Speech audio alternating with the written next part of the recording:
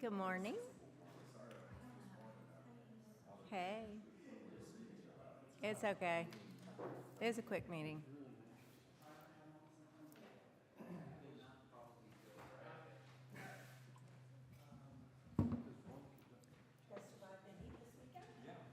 Barely. Barely.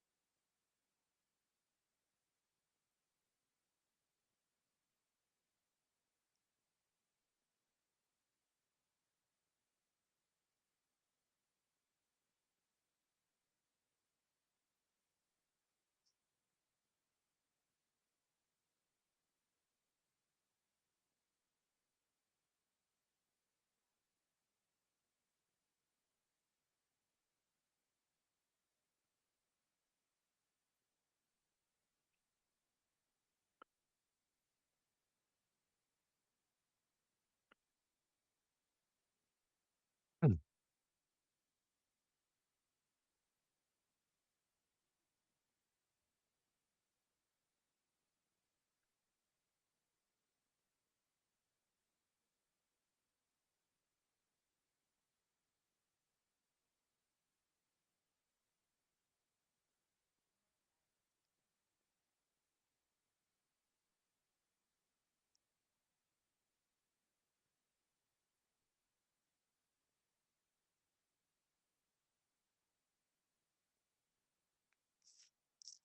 Hey, Joe, you're on, right? I can't hear anything coming out of the council chambers, but I don't think you guys have your mic on yet, right? Can you hear That's me? correct. I can. Okay, got it now. Yeah, we're just waiting Yep. on Austin.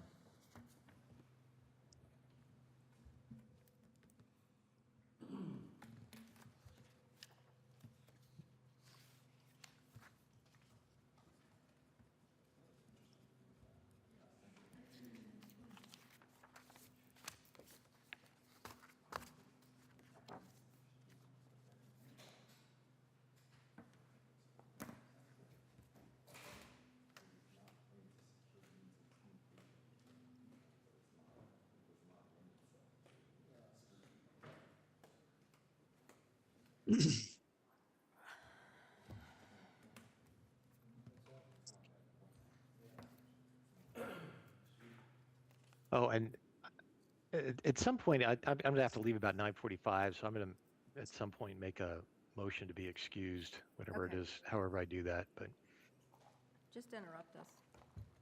okay.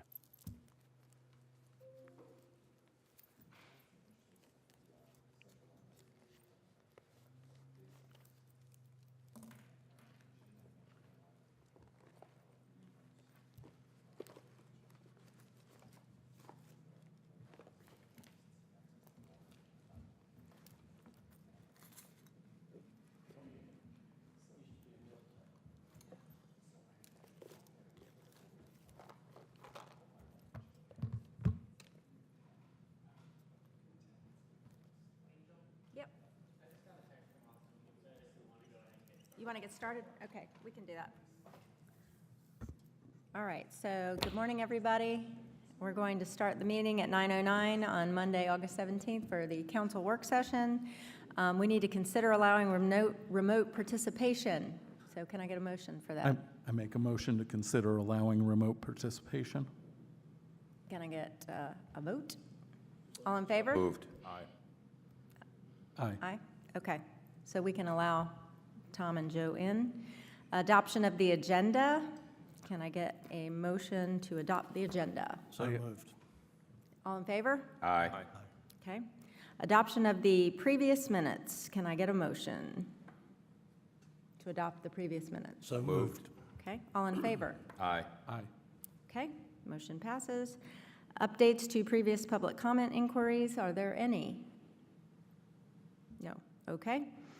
Presentations, so we want to hear from the Finance Task Force, who has worked very hard for us, giving us a roads plan, how we can start caring for and saving for our road maintenance long-term. So I'm pleased to welcome Louis and Stephanie and Gary to our meeting, and I'm going to turn the floor over to you.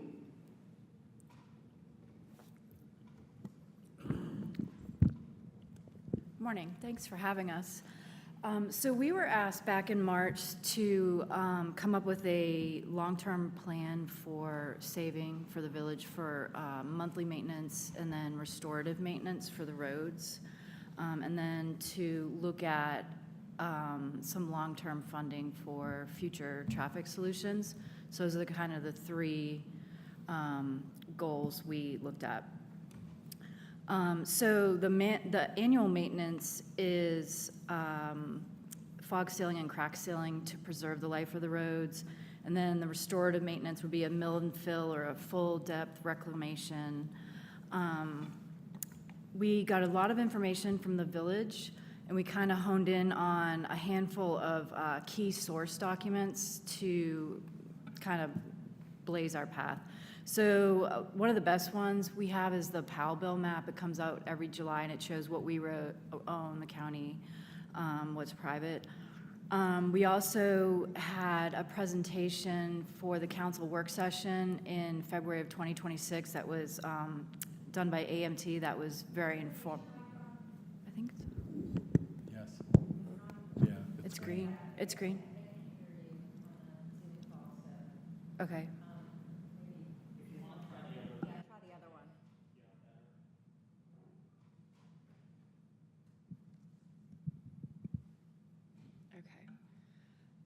So as I was saying, the Powell bill map is I a, don't think that's on at all. it's green. Maybe turn it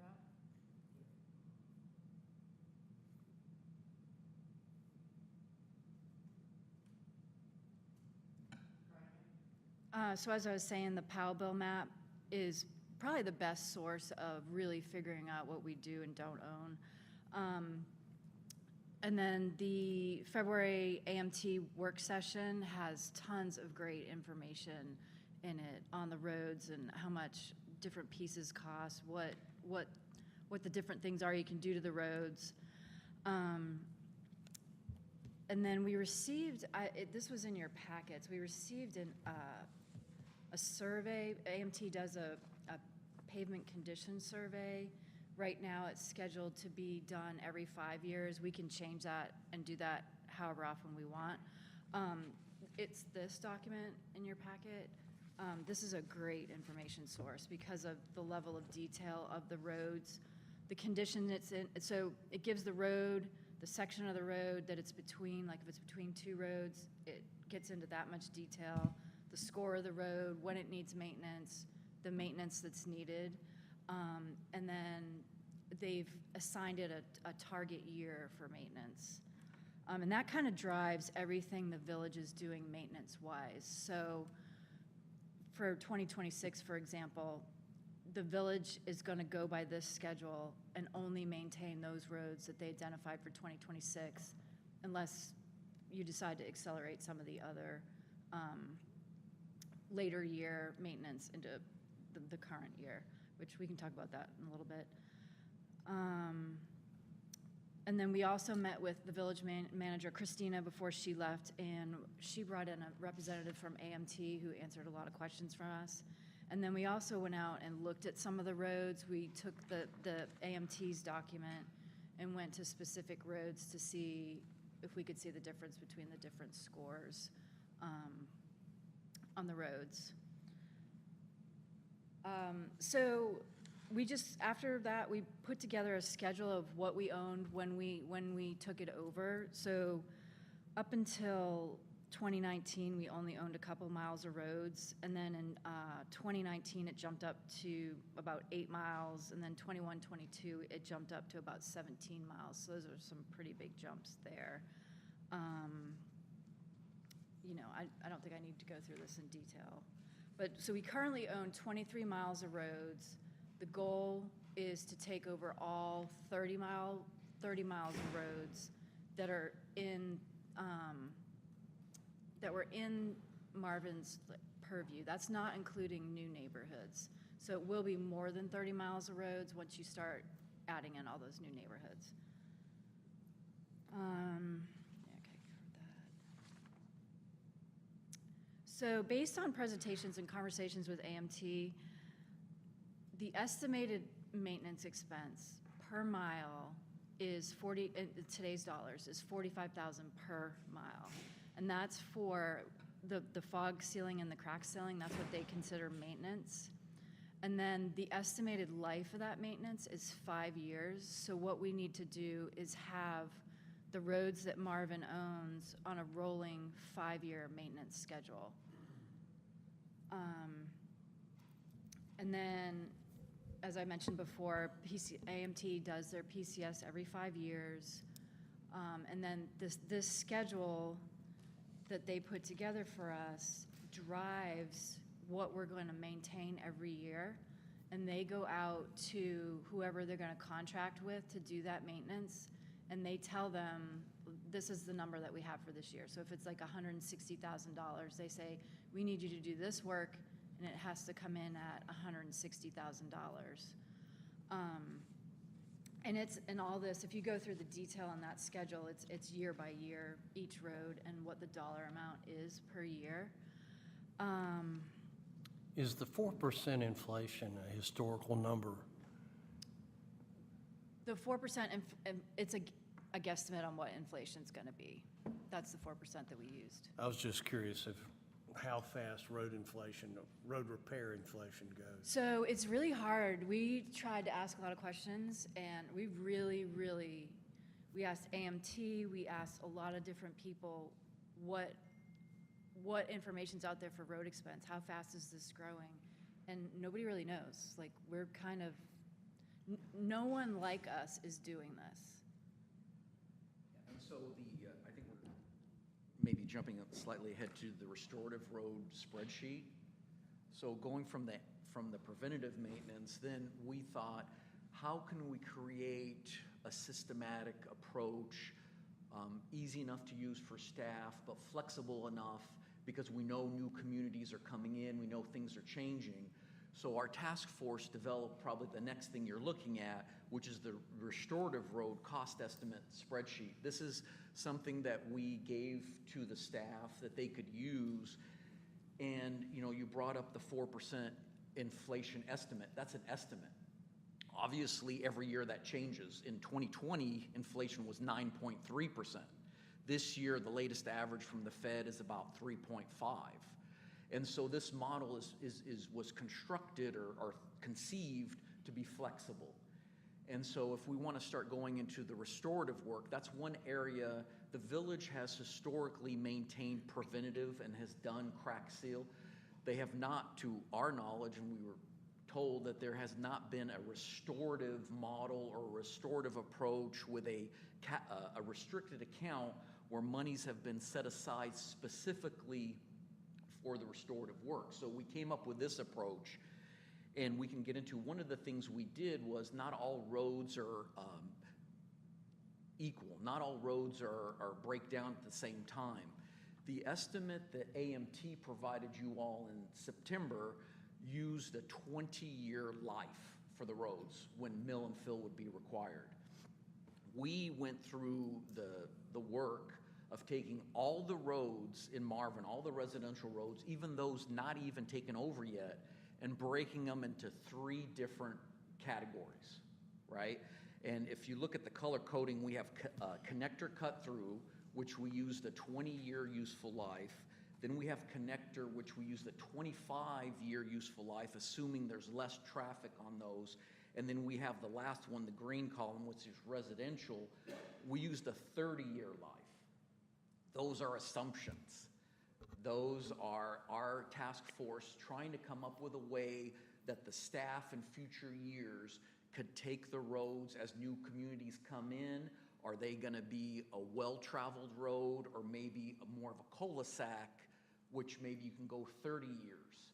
Because again, when we looked at the AMT, if you look at their numbers, it's 400,000 a year based on 30 miles and 20-year life that they presented to this council in February. The numbers we're coming up with, and I could show you how the rows are by useful life, 20-year, 25, 30. The columns are when does the useful life start? As Stephanie has pointed out, you started taking over roads in 2012, but really not until 2019 did you have a meaningful amount here at the village. And so we just selectively picked 3 different columns of roughly when the useful life would start for each category. 2019, 2024, and then 2029. You say, well, 2029 hasn't even happened yet, because we believe you all plan to continue taking over roads, so we're trying to capture the roads that you will eventually take between now and 2028, 2029, 2030. We don't know, but we did not want to ignore those. We wanted to have a model that you can all use.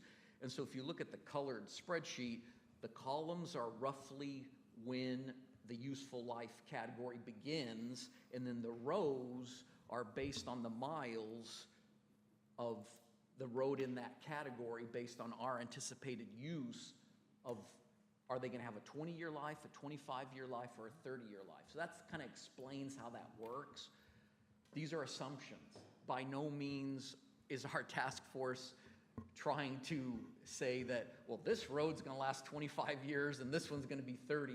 We're just trying to provide a systematic or formulaic approach that a council could use. All the assumptions could be changed. Instead of 25, you can use 30, or you can use 40. Instead of 4%, you can use 3.5. We just wanted to provide something of use to the staff and to the council to have. Something other than what AMT provided, which was all 30 miles, which you don't even have yet, and 20 years, because that was 400,000 a year. This number for restorative is quite a bit less. So, Certainly, Yeah. as taxpayers, Hey, we Lou- hope it goes even longer. so, But when you Yeah. lock in on this number, this is only the 30 miles that Marvin anticipates on owning. This doesn't include your new neighborhoods. Okay. So- None of the new neighborhoods. so one of the considerations that was always kind of assumed when we actually took over roads is that DOT would have either very recently or at that point in time done a complete mill and fill that kind of resets the clock on that 20 years.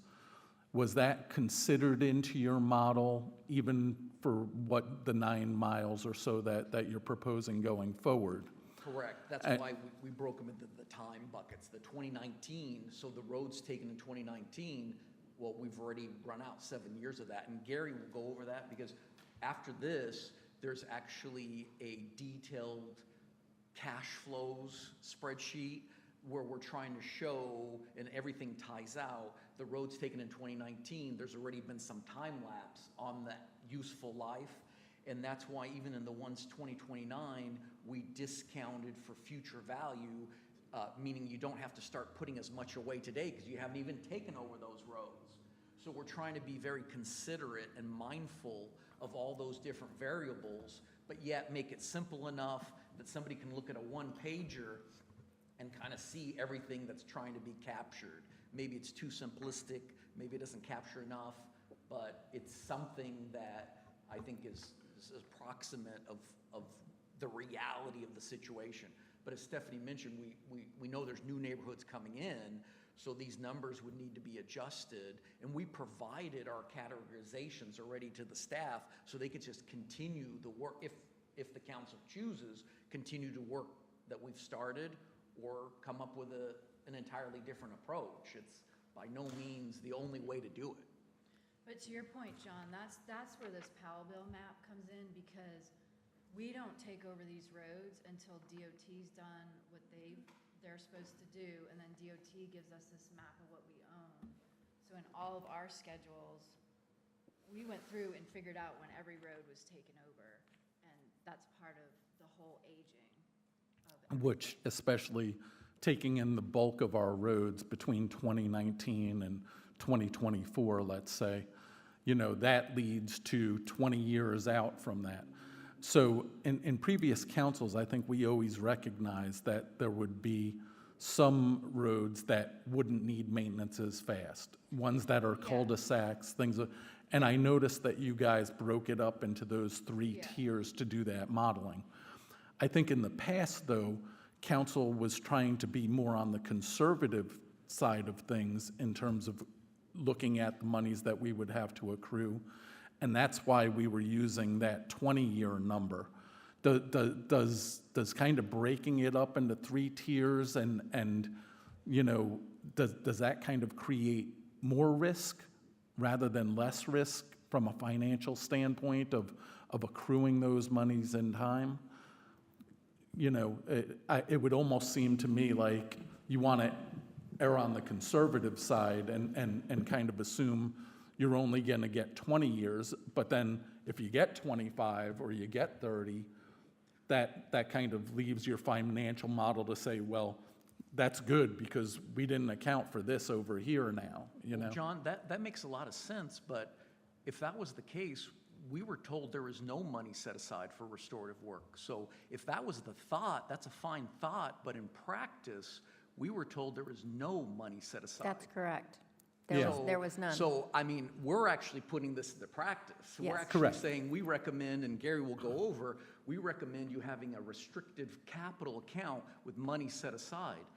Because we know the longer you save, the less you have to save every year. If Yeah. this would have been started in 2019, the village and the taxpayers would already have money set aside. Unfortunately, it was not. Yeah, So I- now we have to have more because we have a shorter time, because it's already 2026. So from 2019, we've already gone 7 years. yeah. So we could have been saving 7 years ago, but we haven't been. So basically, what you guys are suggesting is that we have one pool for preventative, which is for fog sealing.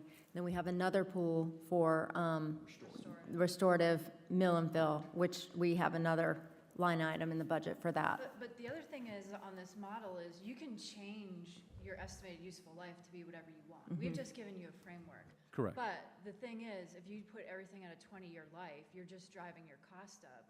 And it's a true cul-de-sac with 4 houses, gonna have the same restorative expense as a cut-through road in Marvin Creek. No.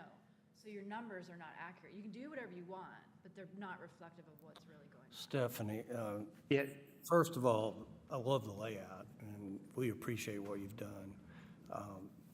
Second is, what are your thoughts in terms of proving the assumptions? How long is that going to take? And the second part of that question is, how are you going to be working with Jill in terms of implementing this into our budget? So what are your thoughts? So our thought on all this is, we don't know how this is gonna work out. It's gonna take time and adjusting. So we've got a starting point with what AMT gave us. So we've got this schedule and we've got a ton of detail. So at the point where they come back and do another pavement condition score, we reevaluate from there. Like, we either have more deterioration or less. And then the other thing is, how is weather? If you have a lot of snow and a lot of machinery on the roads, that's going to dig up your roads. So those are things we have to learn. There's no information out there that we've been able to get our hands on, and we've kind of taken the approach of, we don't know what we don't know, but at least we have a starting point. We can come up with some kind of framework and keep learning and making it better and better and let it evolve. And then yeah, second, And Sorry, that go was, ahead. that was one of the things we were asking for was, do we have empirical, we're finance accounting people. We use statistical models. So we've been asking, do we have empirical data? And we're creating it now. Yeah, We're so that's creating the why- foundation for that going forward. that's why we kind of wanted to lay out our data sources, because it's as good as the data that you have. So these are the only data sources we have. I think what the work that AMT did for us and the level of detail is great, and if we keep that going, we only get better. These Powellville maps, great, and the experts at AMT, yeah. Hey, Stephanie, speaking of the maps, first of all, Louis, Stephanie, Gary, thank you so much for doing this. This is incredibly helpful, and I think it provides a really great framework for us going forward. So I can't thank you enough. I think, like I said, this is something that has been missing for a while, and I think this really fills a gap. On the roads, I just had a couple like real specific questions, but so we're talking about basically 30 miles of roads, and I love how you broke them down into different components. Like we got the residential, we got the connector cut through, and they do require different levels of care and obviously different levels of reserves that go with that. On the connector cut, it's about a third of the miles, like the connector cut through. So I couldn't find out which roads those were in your map. Maybe I was just missing something, but I'm just wondering, for example, is Newtown one of those roads? Is Marvin Road or Marvin School, are those among those? They are not among those? We don't own those connectors? roads. So Okay, it's so, true. but and I'm that- thinking that we could own Newtown. I mean, we're kind of close to it, but that's not included in the 30 miles? No. Okay, So got we it. looked at true, and this is one thing we can go back with your direction and really hone in on connector cut-through. A connector cut-through was a true cut-through where you could get from one road through a neighborhood to another road. So for example, you can go from, get Gray Byram through Valhalla and get to Waxhaw Marvin and cut off a big chunk of traffic.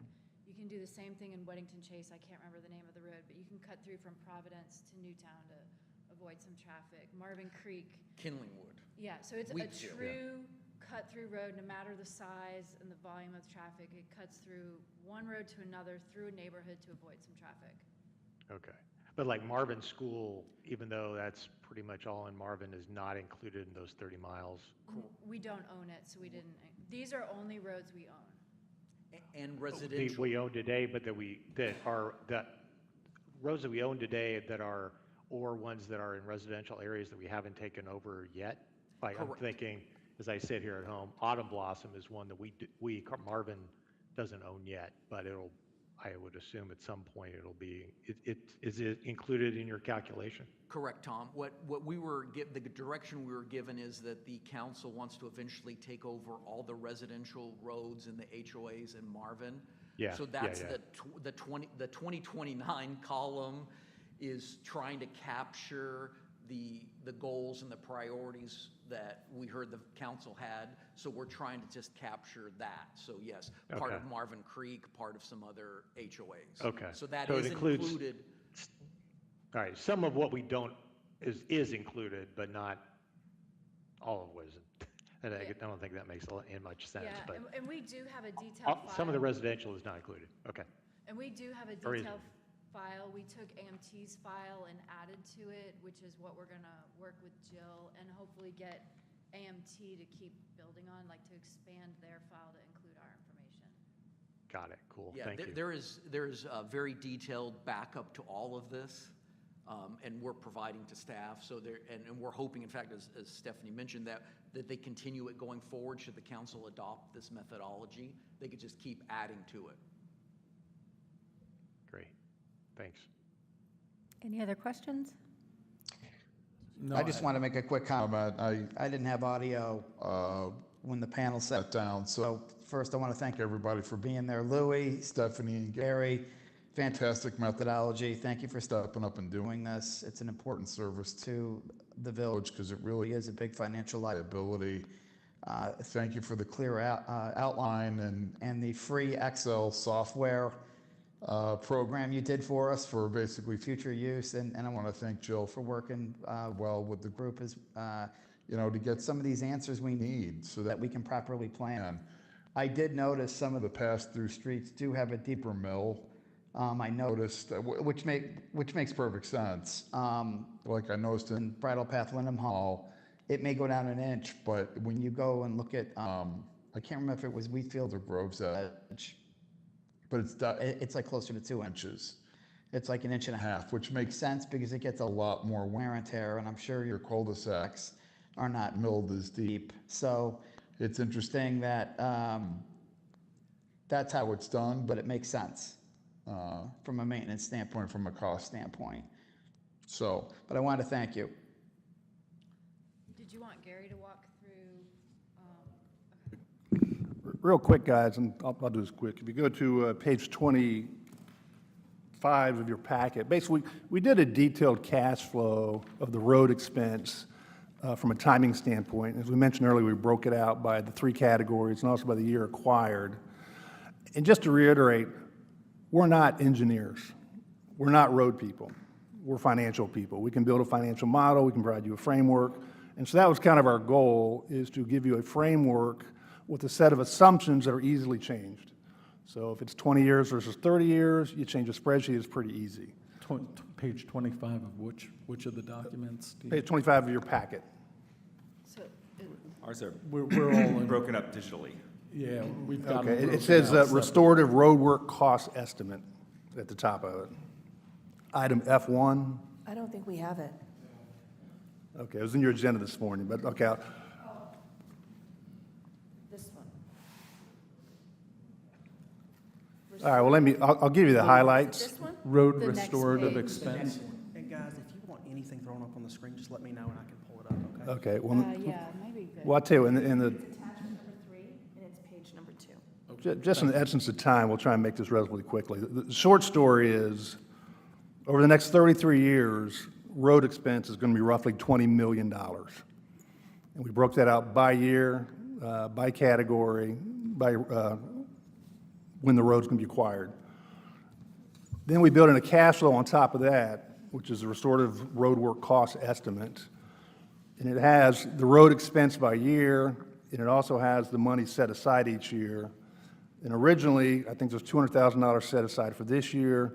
To make this model work, and it is a model, the council needs to set aside $305,000 starting next year and increase that by 4% every year.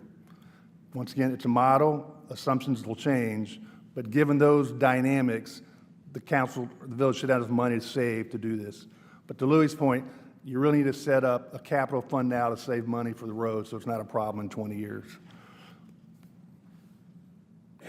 Thank you, appreciate it. Just to elaborate, that capital account already exists. It was created at the adoption of this budget with the 200,000 that you have listed for 2026, so it does already exist.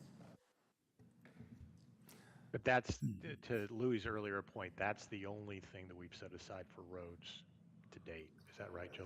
No, it's the only amount that was set aside for restorative, but we've always had a streets account for preventative maintenance, your fog seal and crack seal, in addition to your Powell bill bucket.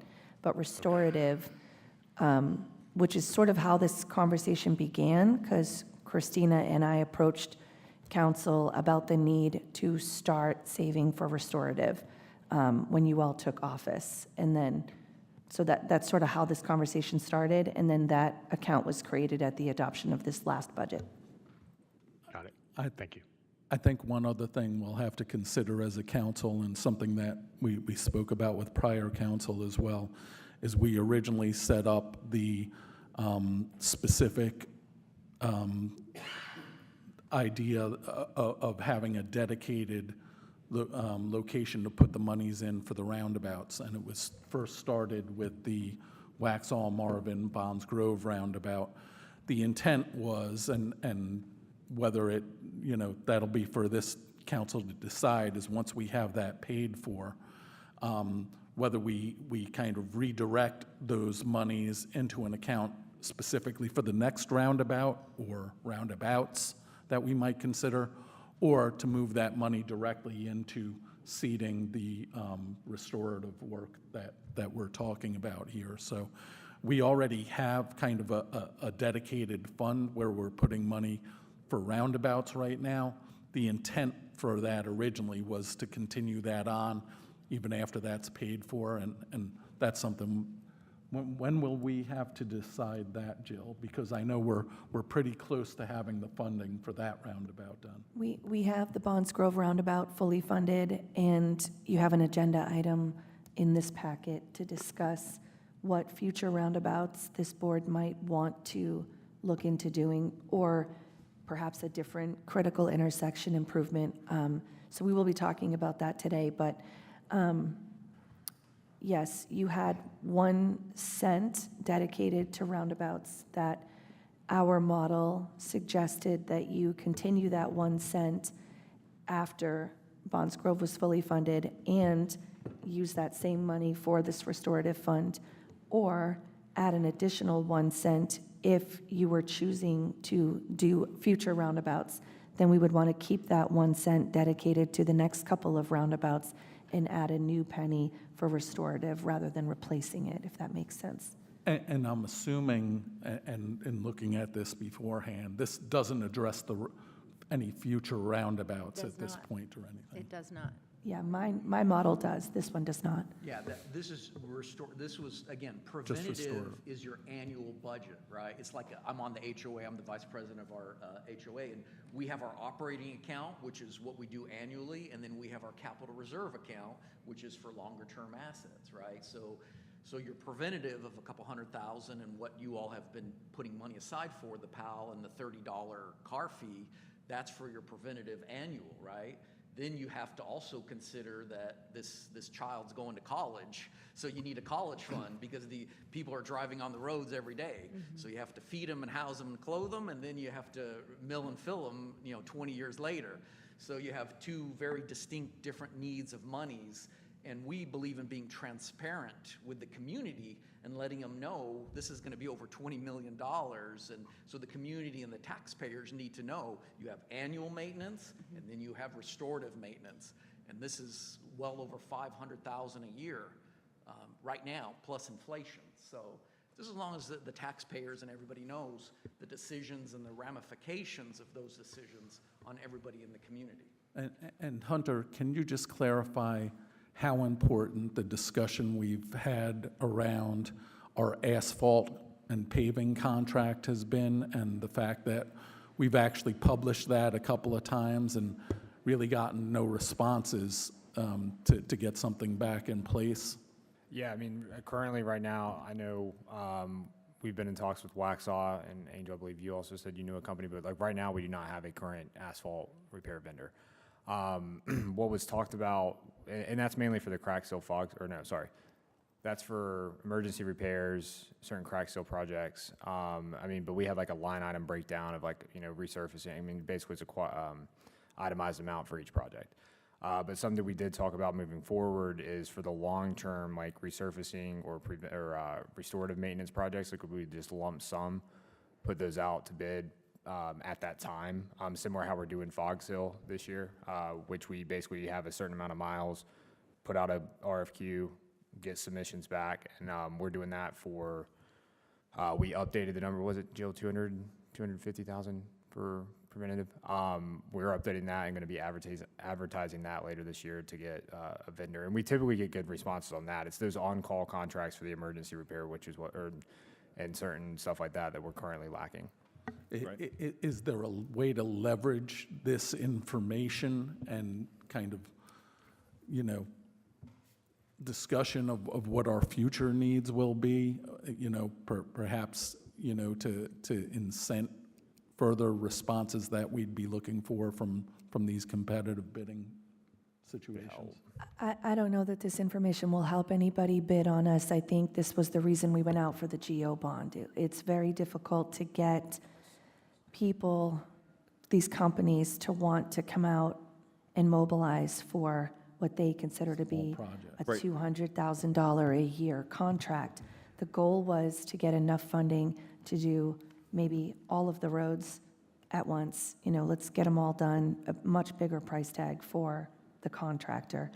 So we're continuing to network and reach out with various other communities to see if we can gather up more contacts. I think we've met our obligation by going out for bids so many times that at this point, if we are even just soliciting quotes and bids from companies that we're being referred to at this point, the reality is we need a vendor. And my concern now is a lot of the pricing that we were given was based on red clay, and that was who we were using, and that's what they were charging us.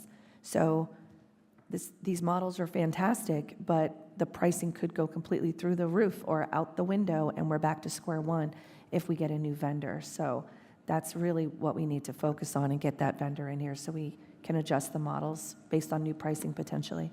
And I think that was, not to speak for Hunter, but I think that was the point of leveraging it, is like if you're going for, thinking of this as a vendor, right? If you're doing a contract to fill potholes, we're kind of small potatoes and not really worth it. But if the contract is, I have these 16 potholes, how much is it? I can do those quickly. That's an easier and it's a lower price, and it's probably more advantageous for us to do it that way, as we're not really getting any bites on who wants the contract to do our little bit of roads. So I think I have faith we'll probably do a lot better that way.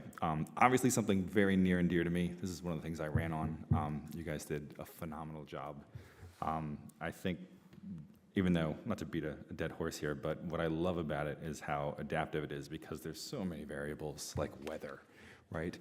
And with that AMT data that keeps coming in, we're able to kind of modify this as we need and as new roads. And maybe one road was just done better by DOT than another one was, and it ends up outlasting what our expectations of it were, and another one doesn't. But just really, really phenomenal job, guys. And one thing too, you also have that variability when the subdivision is developed initially. That's not necessarily DOT building that road. It's the individual contractor that developer contracted with.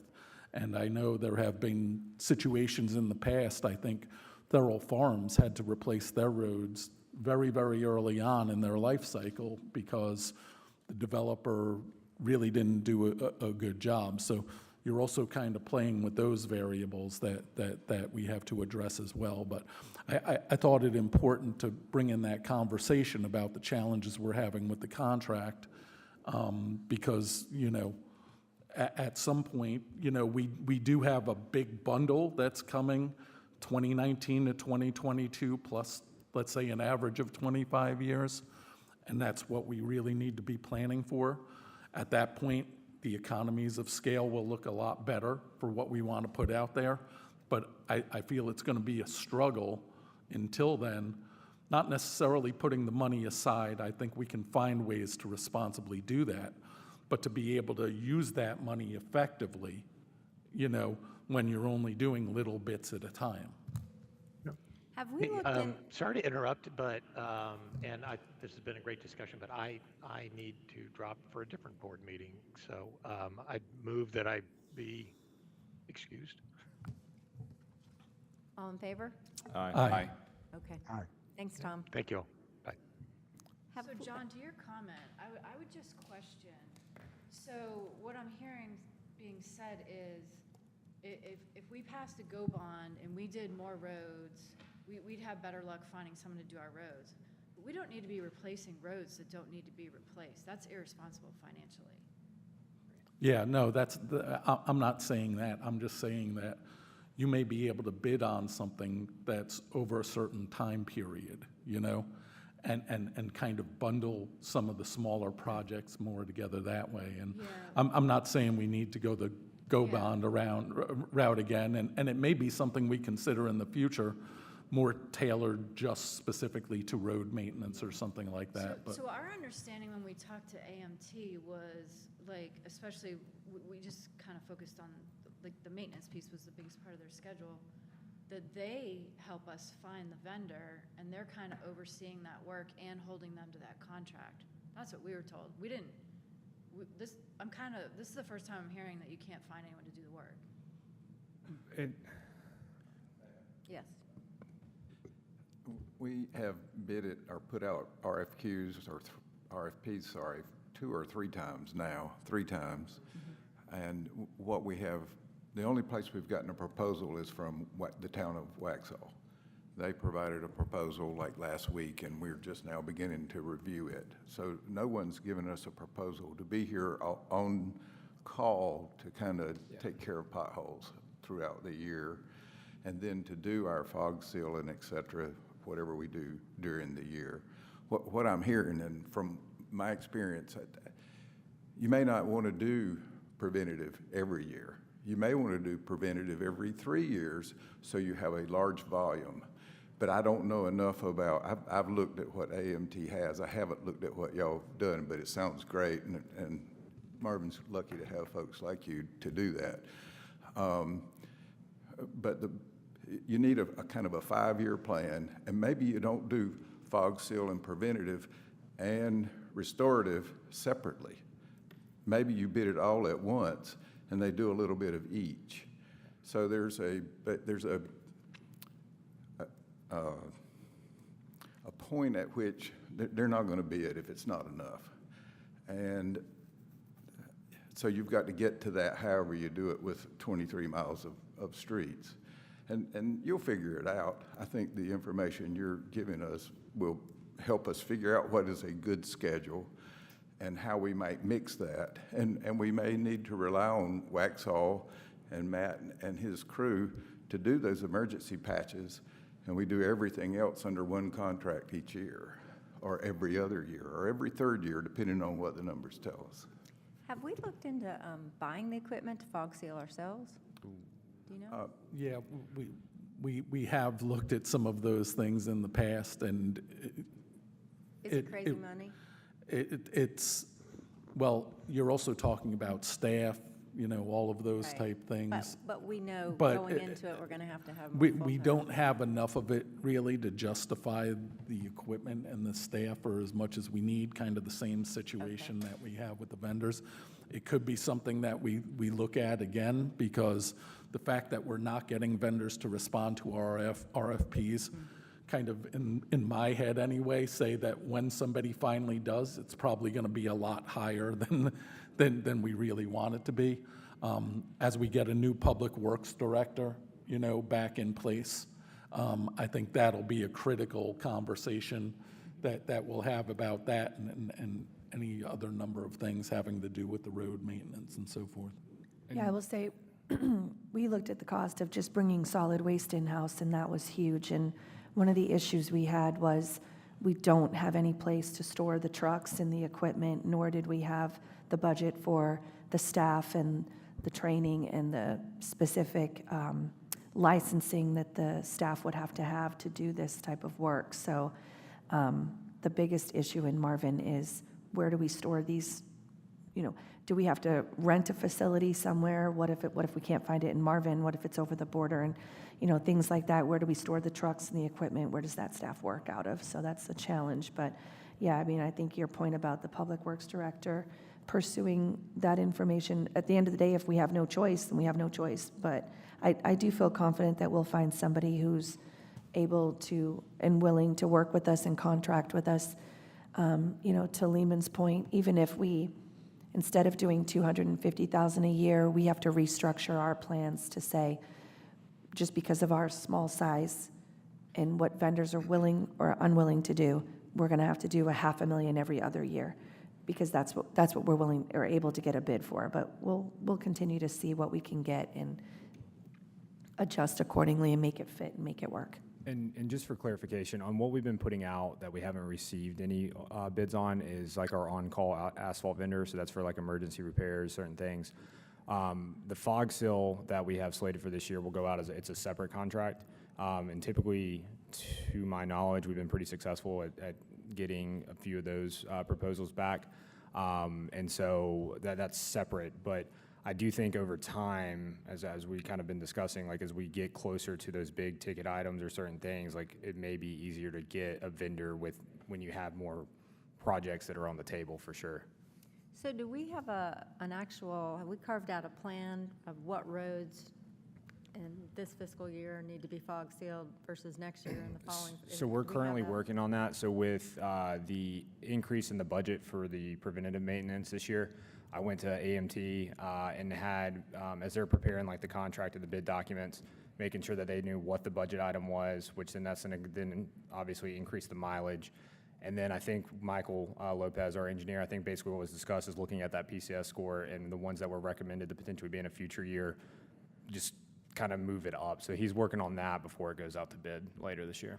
Okay, I think that would be helpful if we could, since we've got the financial plan, I think now we need to put it into action with whatever roads in the years and whatnot, and then we can let the public Yeah, we had to know. go back to them because our original model was for $150,000 a year. So with the adoption of the budget and us increasing it to $250,000, Hunter and I had to go back to them to say, we're going to need to readjust, the roads that you had listed by year for the 5-year plan because we have more money to work with. And so we didn't want to do that ourselves because we weren't sure if they wanted us to go by PCS score, or would it be easier to go by proximity of where the roads were for mobilization purposes. So we just sort of went back to them and said, you guys tell us which roads and readjust this for us based on a higher budget. Okay, thank you. Anything else? No, thank you. Guys, thank you so much. This is awesome. Thank you. Well done. Yeah, it was great. Thank you. Thank you, guys. All right, moving on to the manager's report. You have anything, Lehman? Okay. Okay. All right, planner's report. Two things, Council, real quick. Just a reminder, so we have Arbor Day coming up on October 24th. I think we sent calendar invites out to you guys last week. We'll do the proclamation at your September meeting. But once again, we're going to be holding Arbor Day celebration at the park from 10 to 12 on Saturday, October 24th. Hope to see you guys there. We got been working on a plan to get trees planted.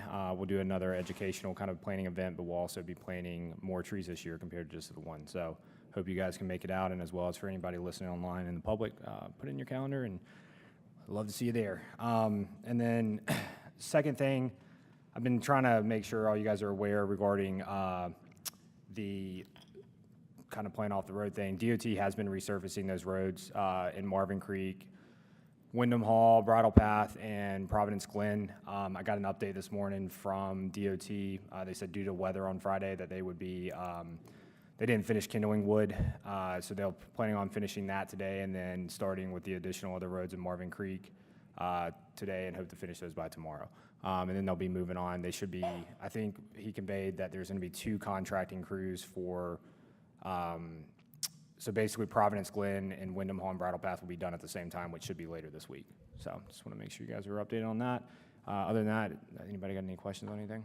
I know that NCDOT is terrible about communicating with us so that we can communicate with our HOAs. I know that, but if we could maybe reach out to Sean or somebody there and say, hey, could you give us a heads up just so we can let our people know so they're not having their cars parked in the street and blocking your, or trash cans or whatever. I think that would be really helpful if we could ask about that. It's the contractor's responsibility. It's not DOT's. Okay.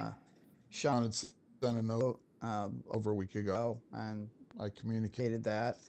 And I guess these paving construction companies are just bad about notifying HOAs, management companies, and residents. So what we can do, though, is I think it's fair to say is we can ask Sean when they have released the project to a paving company, and even though we don't know when they're going to physically be on site, we can at least say, hey, this has been released to be done. It's feasible in the near future that we may be getting our work done, find out who the name of the paving company is, and then maybe we can be a little more proactive going to them and saying, hey, we've heard that this job's been released. We know you're going to be doing it in Marvin Creek in, August of, 2026. Can you give us a little bit more direction so that we can effectively communicate this to our residents? That may be the route to go. And I'll say, as the mayor mentioned, we had a call with Sean about a week and a half ago, and I got the contact for the inspector that's on site for DOT, and he's the one that I've been contacting with. And so I've asked him, like I said, send me updates on everything.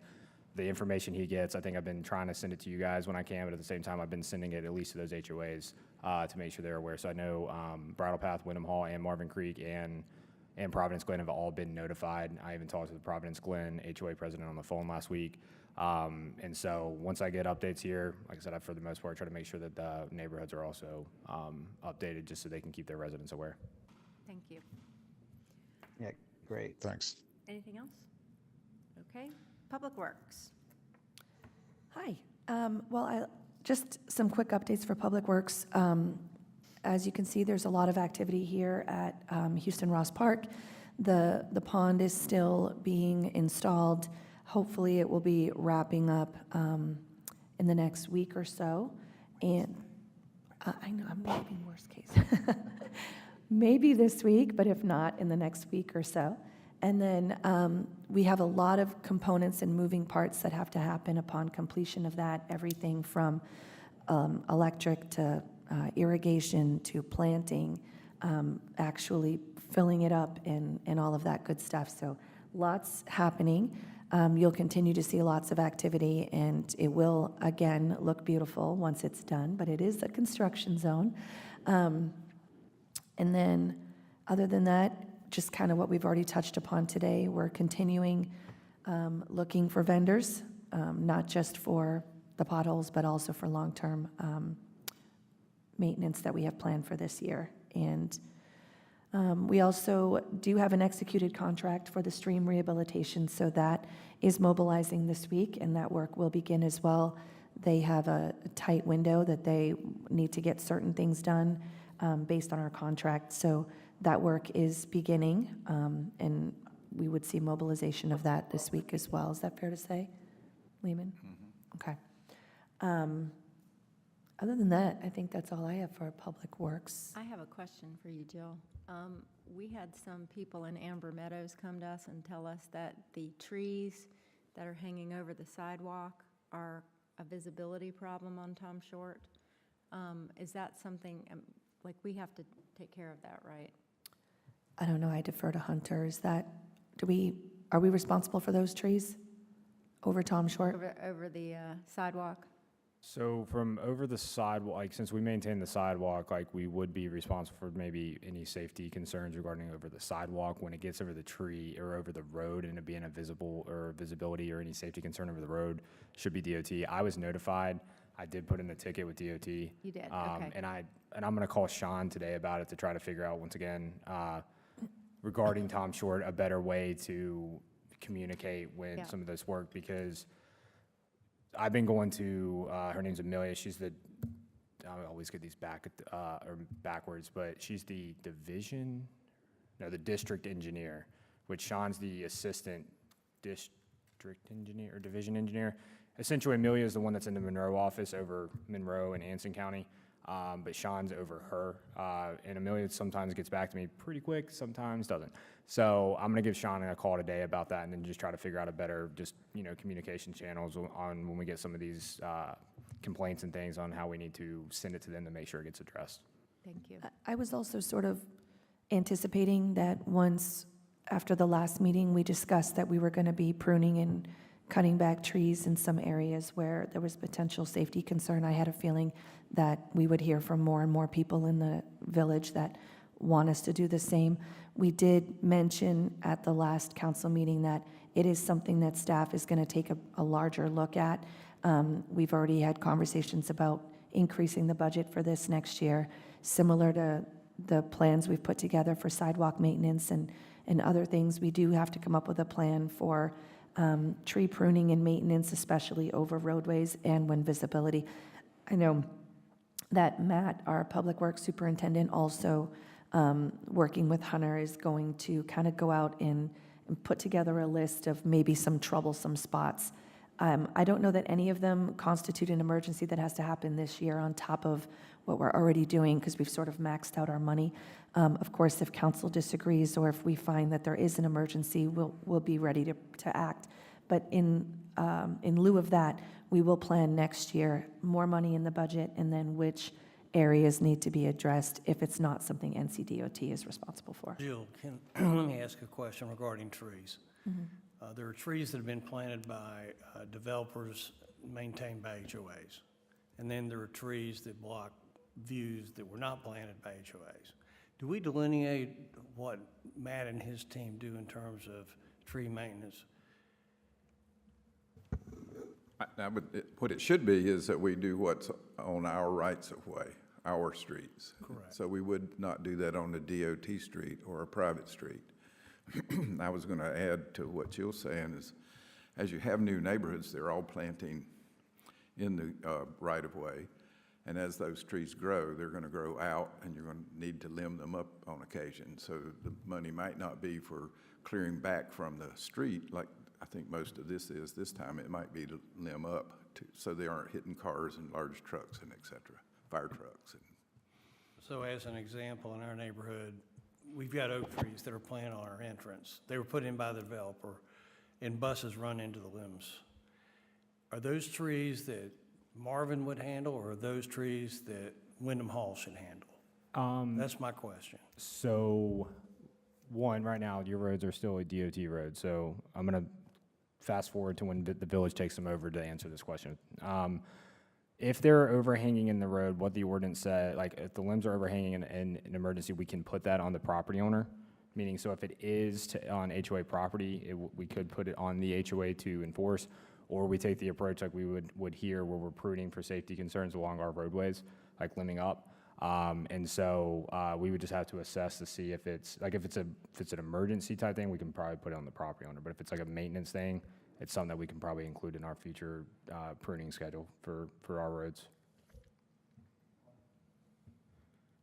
Okay. All right, Parks and Rec report. Hi again. So National Night Out was last week, and we had a fantastic turnout. It was So great. It was so fun, and the weather held off. We did not cancel like some other municipalities, and I'm glad we didn't, because honestly, the fact that some others canceled, it just freed up more law enforcement to come hang out with us. So not only did we have a great law enforcement presence and first responders of all types, but we had good turnout by the residents, and everybody had a lot of fun. I took a gazillion pictures, which I have to get over to Austin's team to put out some recaps, but it was awesome to see most of you there, so thank you. And we'll probably do a debrief just internally, and then with Lieutenant May as well, just to kind of get their feedback on anything that they want us to know about the event. But I think it was a big success. Yeah, special thank you to, our sponsors, of course, that, provided things. Firethorn, that grill that they provided was amazing.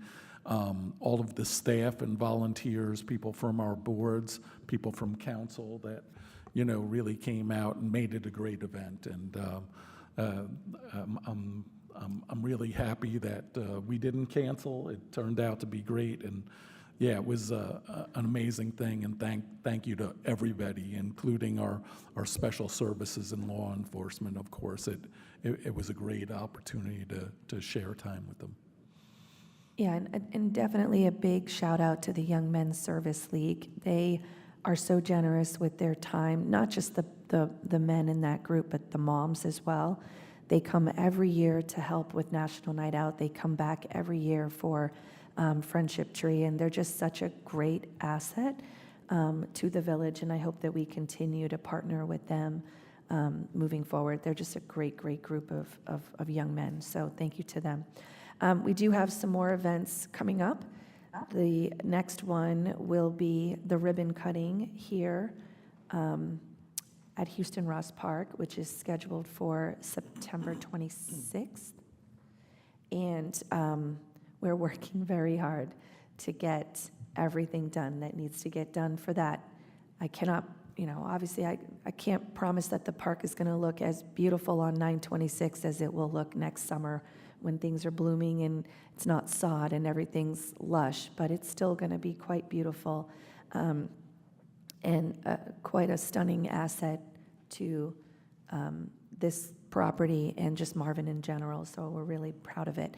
And then after that, we have Trick or Treat in the park will be Friday, October 23rd, and then Arbor Day will be the next day at Marvin Eford Park on the 24th. So lots of fun stuff happening. If you are not already subscribed to our resident newsletter to stay in the know on a lot of these fun, family-friendly events that we have, I highly recommend you visit our website and poke around on there and sign up to receive these emails, and definitely follow us on social media too, because our communications team does a great job promoting these events as well, and also keeping you up to date if there's any rain issues or any delays, or if unfortunately events have to get rescheduled or canceled. So that's the best way to stay in the know. Does anyone have any questions for me? Jill, I know it's early to be talking about Christmas and the holiday season, but school's coming back, and typically the choir and the band like to hear from us as early as possible about things at their events. Should I reach out to them as I have in the past to just kind of pencil us in, or? Yeah, I mean, you certainly can. I also have their contact information, and I could do that as well. Okay. What I want to do, and I think I have it on a PRG meeting for us to kind of discuss the tree lighting, because it might be a time or a season where we kind of revamp it or maybe tweak it a little bit, make some changes to it. I know we're talking about potentially incorporating like a fun Christmas vendor mart or market at the event, maybe making it a little bit longer, changing the hours. So there might be some components, including, the caroling or some other things that we do a little bit differently this year. So yes, we'll talk about it in PRG, and then either you or myself can reach out to them to get them scheduled. I did already sign us up for the Christmas Bureau's sponsorship, only because the earlier that you sign up, the earlier you get names, from what I've been told, that they go in order. And so I would like to be at the top of the list so that we get the names as early as possible. Well, I've already gotten with Chris. My understanding was I was going to do this. Are you going to continue to take over Friendship Tree? That has yet to be determined. I know that we've talked about having staff not involved in it as much, but it was my understanding that that hadn't necessarily been 100% worked out. So the only thing I did was ask them, how soon is too soon for us to sign up? And would it benefit us to sign up early so that we can get names faster? And the answer was yes. And Well, so I just don't want to step on your toes. If you're going to continue to do it, that's great. So I thought we were going to take a burden off you, but if you're going to continue, that's great, and I'll just step out. I think potentially we are looking to have some of the burden taken off of me, but we're also going to be hopefully posting a job description soon for somebody that would take on a lot of that role from me. Of course, it depends on how fast we get them hired. But honestly, PRG has it again on I think their next agenda, just to discuss it in general terms, because I believe that you got the church to agree that they could be sort of like a drop zone for all of the Yeah, gifts, but- maybe. Yeah, okay. What But- I'd like to do is, I don't want, two cooks in the kitchen, so to speak. And No. what I'll do is just bow out. I'll continue to talk to Aaron and make sure that you have Marvin Church, and I'll do that and make sure that happens, or try to make sure that happens. In fact, I'll call her this week.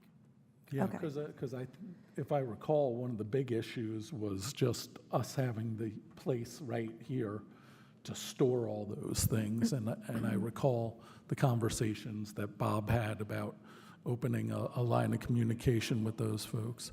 I would say that, when you do bring it to PRG to discuss, there may be volunteers within PRG that might be willing to help alleviate some of the issues with staff, if that's the direction. That's the goal. Yeah, and the That- Young that Men's we still Service wanna- League's going to continue to be involved, and so I think, Jill's going to be in good shape on that. Okay. Do we have a date for For- the tree lighting? It's always the first Saturday in December, so I think this year it's the 7th. But that's also what PRG is going to discuss. We don't necessarily have to stick with that same time frame either. Okay, thank you. So yeah, I mean, we will discuss Friendship Tree. There was discussion about whether or not we wanted to continue doing it at all. And I know, Councilman Nunnekamp, it's super important to you and me as well to keep it going if it's possible. So I feel like this is something that we're fighting to hold on to, but we all recognize that logistically, sometimes it can be a nightmare. Space-wise, it can be a nightmare, and staff timing, it can be a nightmare. So if we do have volunteers, people that are willing to step up and help, an alternative location for storing things, those were key things we needed to fix and address.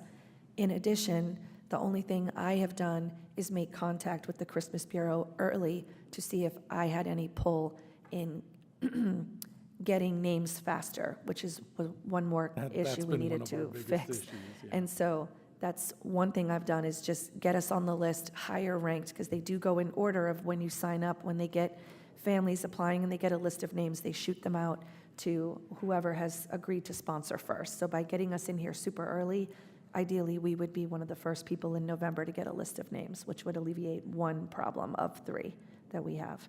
So we'll keep talking about it and finessing it so that we can keep this program going. Okay. All right, coffee with council debrief. I'll start here because I've actually attended both the past 2 coffees with council. The first one was with Bob Marklees, and then just recently this Saturday with Angel. It'll be kind of easy to share because there was a lot of kind of crossover with both of them. But the initial one with Bob Marklees, we had a number of interested folks that had previously been to our last council meeting, spoke in public comment, mainly from Amber Meadows and Tullamore. It was comprised of 6 to 10 folks of either currently on the board or previously serving on their HOA boards. And it was primarily discussion around responsibilities for maintenance along the medians and roundabouts on Tom Short Road. We did discuss with those folks and reviewed different documentation that they had, and some of the things that we were aware of from a council standpoint regarding not just the original obligations that developers signed up for in their original developer agreements, but there were also some modifications that were made in 2023 that the previous council kind of accepted the request of some of these HOAs, that there were certain areas that they didn't want to take care of anymore, with the understanding that those areas would be taken over by NCDOT, which, as we all know, can be a challenge in getting regular and timely maintenance. So we had those conversations with both Amber Meadows and Tullamore. In the most recent coffee with council with Angel, a couple of different items.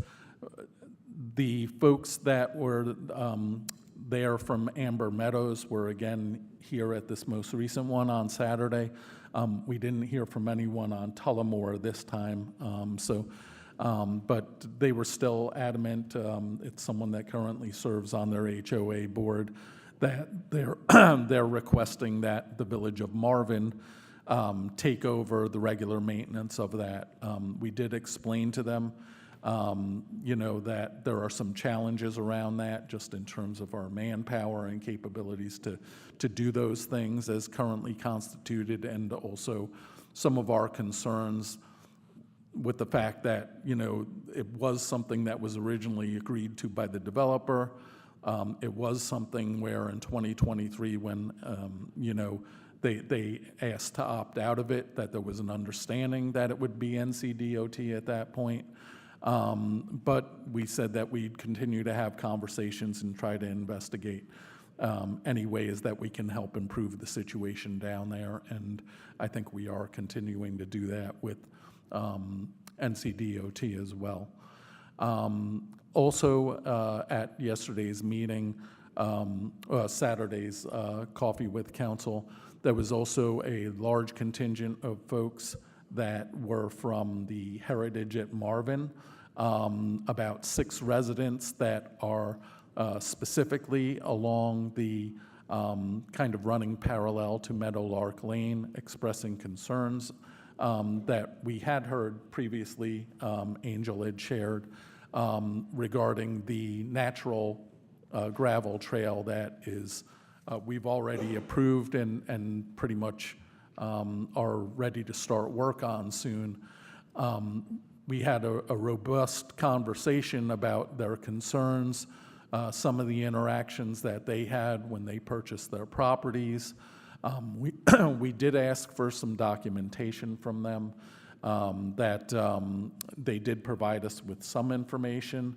We'll pass that on. We only got it late last night and had the chance to review it earlier this morning. So we will share that with the rest of council, of course, just so that you can see the same information that we've been provided. But at this point, you know, there's nothing that we can ask from that until we get some additional documentation, if available, from them, and can then share that with council and so forth. One of the things that they said was that they were told, and they sent us a map where the trail had been crossed out. They paid a premium anywhere between $60,000 and $95,000 to buy those last lots. Now, granted, some of them are, you know, a tenth of an acre bigger, and they were closing out the community, but they paid a premium for it because there was supposed to be nothing behind their homes, and now they're finding out that there is going to be a trail behind their homes, and so they don't want that. The people that back right up to that trail do not want that.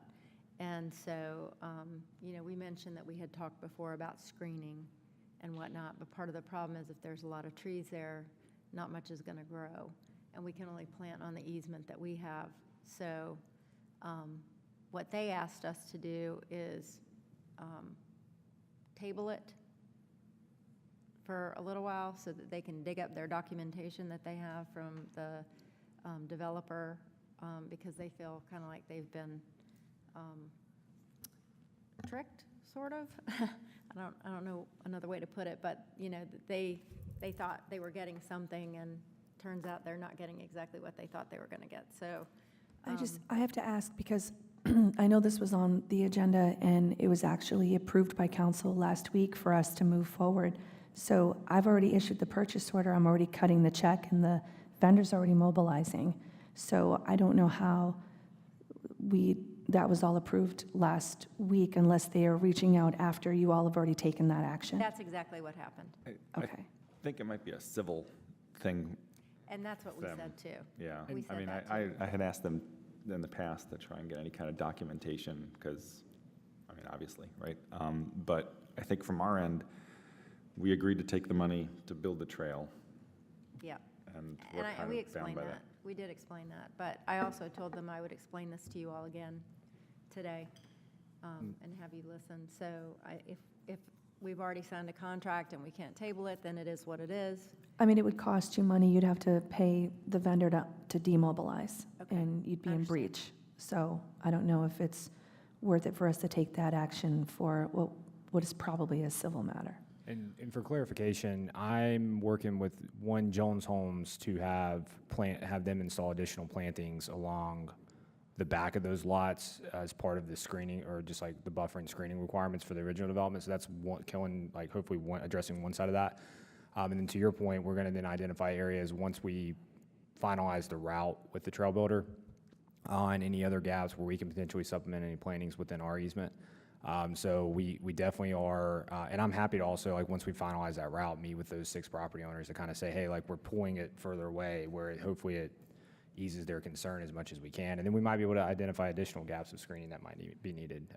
I think if We did share that with them. We did, That we and- were kind of rerouting it, and also we were rerouting it specifically to try to lessen the amount of any disturbance or trees, and, at the same time. they've got young kids and they're just concerned about strangers in their backyards, and I mean, totally get that. That's totally legitimate. So anything that we can do on our end, or get the developer to do to help screen, since it's already going forward, I think would be appreciated very much by them. And we can reach out to them and let them know. Will do. And then the other thing I just want to mention real quick, because it was on the action item list, regarding the Tom Short maintenance. I believe at the last meeting, after the public comment, you wanted staff to look into those agreements. Basically, what the 2023 agreement says is that the village is responsible for maintaining the sidewalk. Those HOAs are responsible for maintaining their frontage along Tom Short. And what it says about regarding encroachment agreements, it says the village will get the encroachment agreement for the sidewalk, because that was never something that was ever issued back in the day, and that we could help facilitate encroachment agreement for any maintenance for the HOAs. But we were not ever it never referred to getting an encroachment agreement for the maintenance of the medians. Just want to clarify for that. I think the frustration with them is that they were told that when the GO bonds passed, that we would just take it over as a village, and that obviously didn't happen. And so it looks like crap. I don't know if any of y'all have been out there, but if you haven't, go drive down that median. It looks like crap. And It's hard for me to find money to budget for something that they voted down when they voted down the GO bond. I mean, they didn't Well, want to but pay it. I get it, but You they know. are still people that are paying taxes. Yeah. And The road looks horrible. it looks horrible. Yeah. But with that said, the question is whether it's their responsibility, our responsibility, or DOT's responsibility. Right, that's my point. And, you know, it's in dire need of Roundup. I mean, there's grass growing in the road, but as you go through it, you know, you've got the island, then you've got the roundabout, neither of which are being maintained, and they look terrible. And then you come to Marvin Creek, and a roundabout at Marvin Creek, and it's absolutely beautiful. So I understand their concern, I do, but maybe we can facilitate the DOT getting out there sooner than later. I don't know. Well, DOT won't care for it. What they want to do is pull up all the shrubs and trees and make it concrete. That's what they do. Reduce their So maintenance costs, yeah. It's a difficult, you know, because we don't own it, they don't own it, DOT owns it, and it's not being cared for. So, and I don't think any of us have any answers. So, if people have ideas, please bring them to us, because we would love to hear them. Can I ask a question of council? And I don't want to set precedents. The road, I'm just focusing on the road. I'm not focusing on medians or anything. In the interim, would it be unreasonable to spray Roundup out there and take care of the road situation a little bit? Because if I lived there, frankly, I'd have been out there with Roundup, but I'm not living out there. But anyway, I would just think that in the interim, one time, maybe help them out on this thing. You're Just see asking what Public council Works, thinks. Public Works to go spray the road, the sidewalks, or the roundabout? Which one? Spray the roads and kill all the grass in the roads leading into the neighborhoods. Hunter, are we allowed to do that? Technically, we'd have to get a maintenance or an encroachment Encroachment for DOT agreement. to be able to do the maintenance, yeah. Yeah, technically. Is that what you want? Is the council directing staff to try to get an encroachment?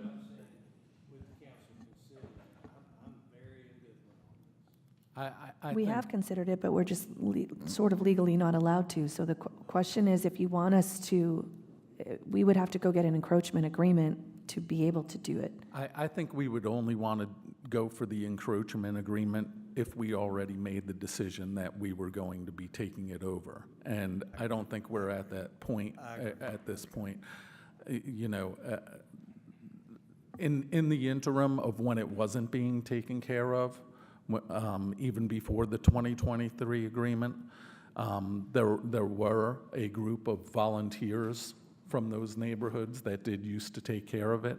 Some of the people that apparently drove that aren't necessarily still living there or you know, got tired of doing it. But at least in the interim, you know, I typically see a appetite within Marvin to do community work and things like that. So if there are any groups that are out there hearing this, that may include folks from Amber Meadows, Tullamore, and Marvin Creek, you know, certainly, you know, that's something that people can kind of do on their own at that point. You know, maybe we could have like a volunteer day. Maybe we could put on a volunteer day and just ask for volunteers to come help.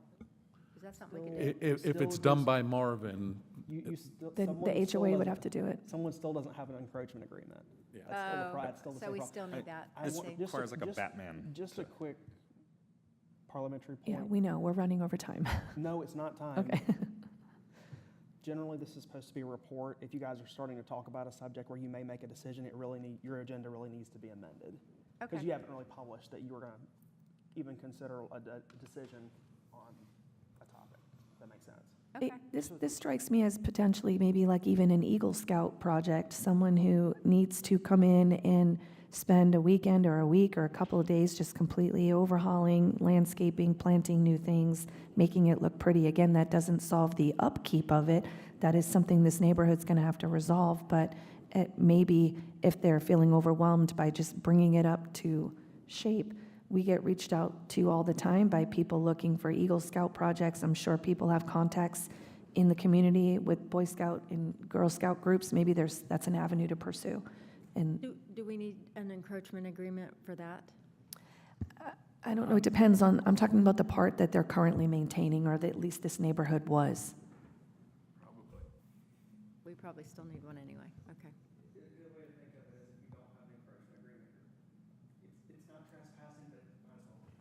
Okay.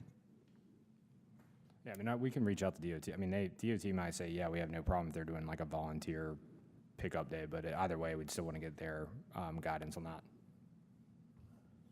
I have a friend who is a scout leader. I'll call him and see if there's. yeah, Hunter, if you would at least have that conversation, if we were to discuss someone organizing a volunteer day. I wouldn't even say that it's the village organizing the volunteer day, but if someone were to organize a volunteer day, would they be okay with that? Okay. All right, let's move on to Central Ina update. So the last centralized regional council meeting was pretty interesting. We talked a lot about data centers, which North Carolina and Virginia are kind of ground zero for that. Learned a lot. But happy to give anybody a deep dive if anyone is interested. Really does not affect us here in Marvin because we just don't have the land available for someone to build a data center. But there are quite a lot going up around us. And also Central Ina kind of went over, there's a lot we could lean on them for, and that's throughout the organization. I think a lot of municipalities aren't aware of all the services and resources that they have available. So they're going to try and do a better job communicating what those are to everybody, and there's a lot more we could utilize them for. Thank you. All right, consent agenda. So can I get a motion to approve H1, 2, and 3? So moved. All in favor? Aye. Okay, motion passes. Unfinished business. Okay.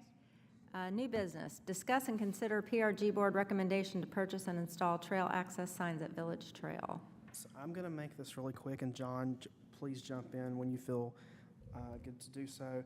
The PRG board has recommended installing a standardized trailhead sign at the entrances to trails. Where did my mouse go?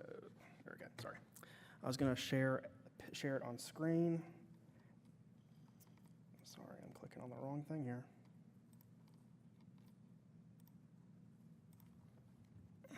While he's doing that, part of the reasoning from the PRG perspective is there's been a lot of question about what, trails or paths are Marvin's, what are private, subdivisions, and then also what some of the rules for the trails are.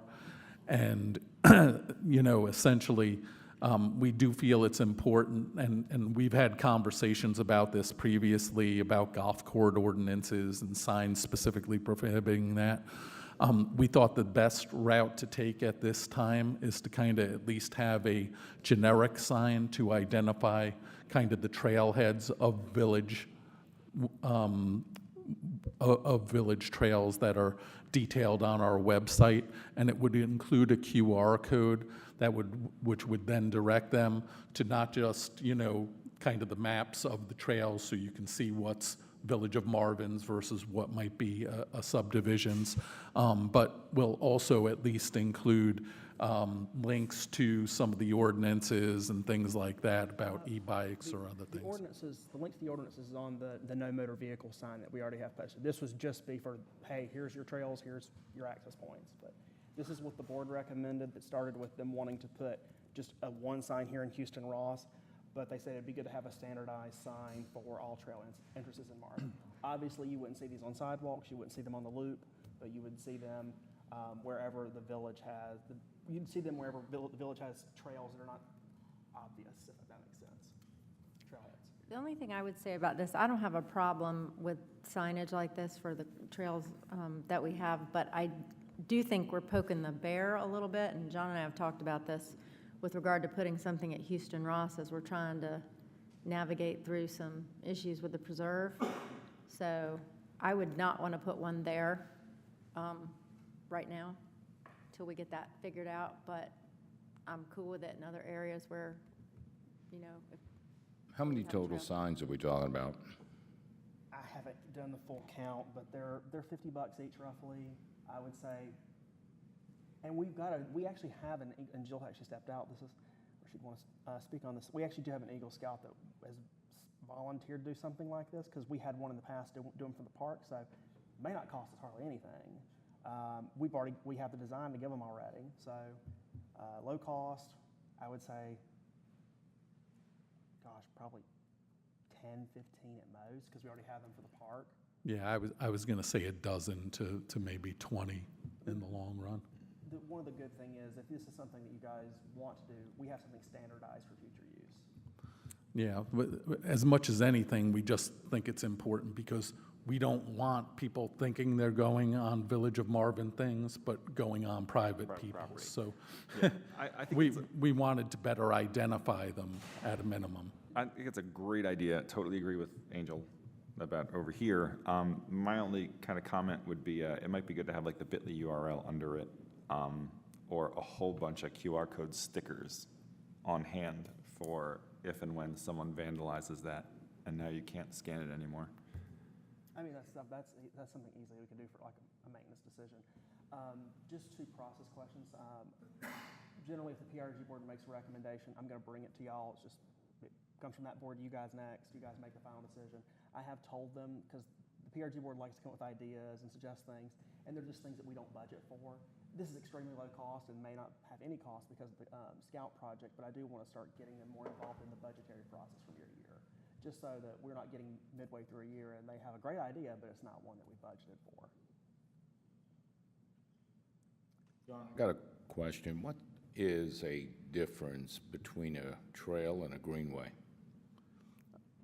Nothing really in terms of the In other words, go ahead. the reason I'm There asking, is a technical one. Greenways are typically more paved. Okay, that's what I Your was gonna trails say. are what you would term more natural surface. Now, in other people words, use them interchangeably, but that would be Yeah. my distinction.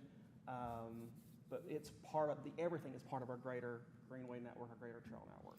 in other words, what I'm asking is some of the greenway that goes around, onto Joe Carr and then Marvin School and working its way to the school, that's paved, and I thought, would that go there, or would it, and if it did, would it sort of make a notice that, no, this isn't a place you might want to take, well, I know we don't allow motorized vehicles, but skateboards or, stuff that you would be on a concrete versus a trail, a real trail that requires a backpack, you know what I'm saying? In other words, would this kind of identify, codify, what is a difference between the two and what you could possibly go on it with? That's what I'm asking. Skateboards are allowed. They're allowed on trails. Right. They're allowed on our greenways. There's nothing in our ordinance, to my knowledge, that prohibits them. Just it's motorized is the issue. Mhm. But we have separate signs for access and what's allowed and what's not. This is just to denote, hey, this is the entrance. Yeah. I had not planned these for anywhere on the loop. if you think that if you think those wooded spots on the loop could easily trip someone up and they don't see it, we could talk about putting them there. But again, it would be strict, I would want this strictly within our easements. It's more for ambiguous areas, because use the example that you had right here of Marvin, Houston Ross Park, right? People are going to come to the grand opening of the park, and many of them may see online or otherwise that right in the back, there's access to a trail, a Village of Marvin trail that's been open for a couple of years. What we want to do is make sure they know where to access it so that they access it from a place that's proper and appropriate, and don't kind of access it like just guessing, oh, I've got to get from here to there and walk across someone's property or something to get to it. Well, some of our trails are very difficult to find. Tullamore is set back off the road. Amber Meadows really doesn't have much of a trailhead at all. So, signs would be very helpful to the public there. So essentially, I am looking for a motion. I did have one in your system to approve the trail access sign, to direct us to proceed with the purchase and installation of the signs, approximately $50 a sign. That's only if we do need to spend money. If we have an Eagle Scout doing it, great. But if you want to say to not include Houston Ross Park, you can do that. Excluding Houston Ross, yes. Give me 1 second here. Let me just amend that. I mean, if you guys Well, are we excluding them from eventually getting a sign, or are we just I think we need delaying? We need to deal with that first before we make a decision at all, I think. So, I'll leave that, that's your guys'. yeah, let's just exclude them for now and Yeah. deal with that, and then we can come back to that.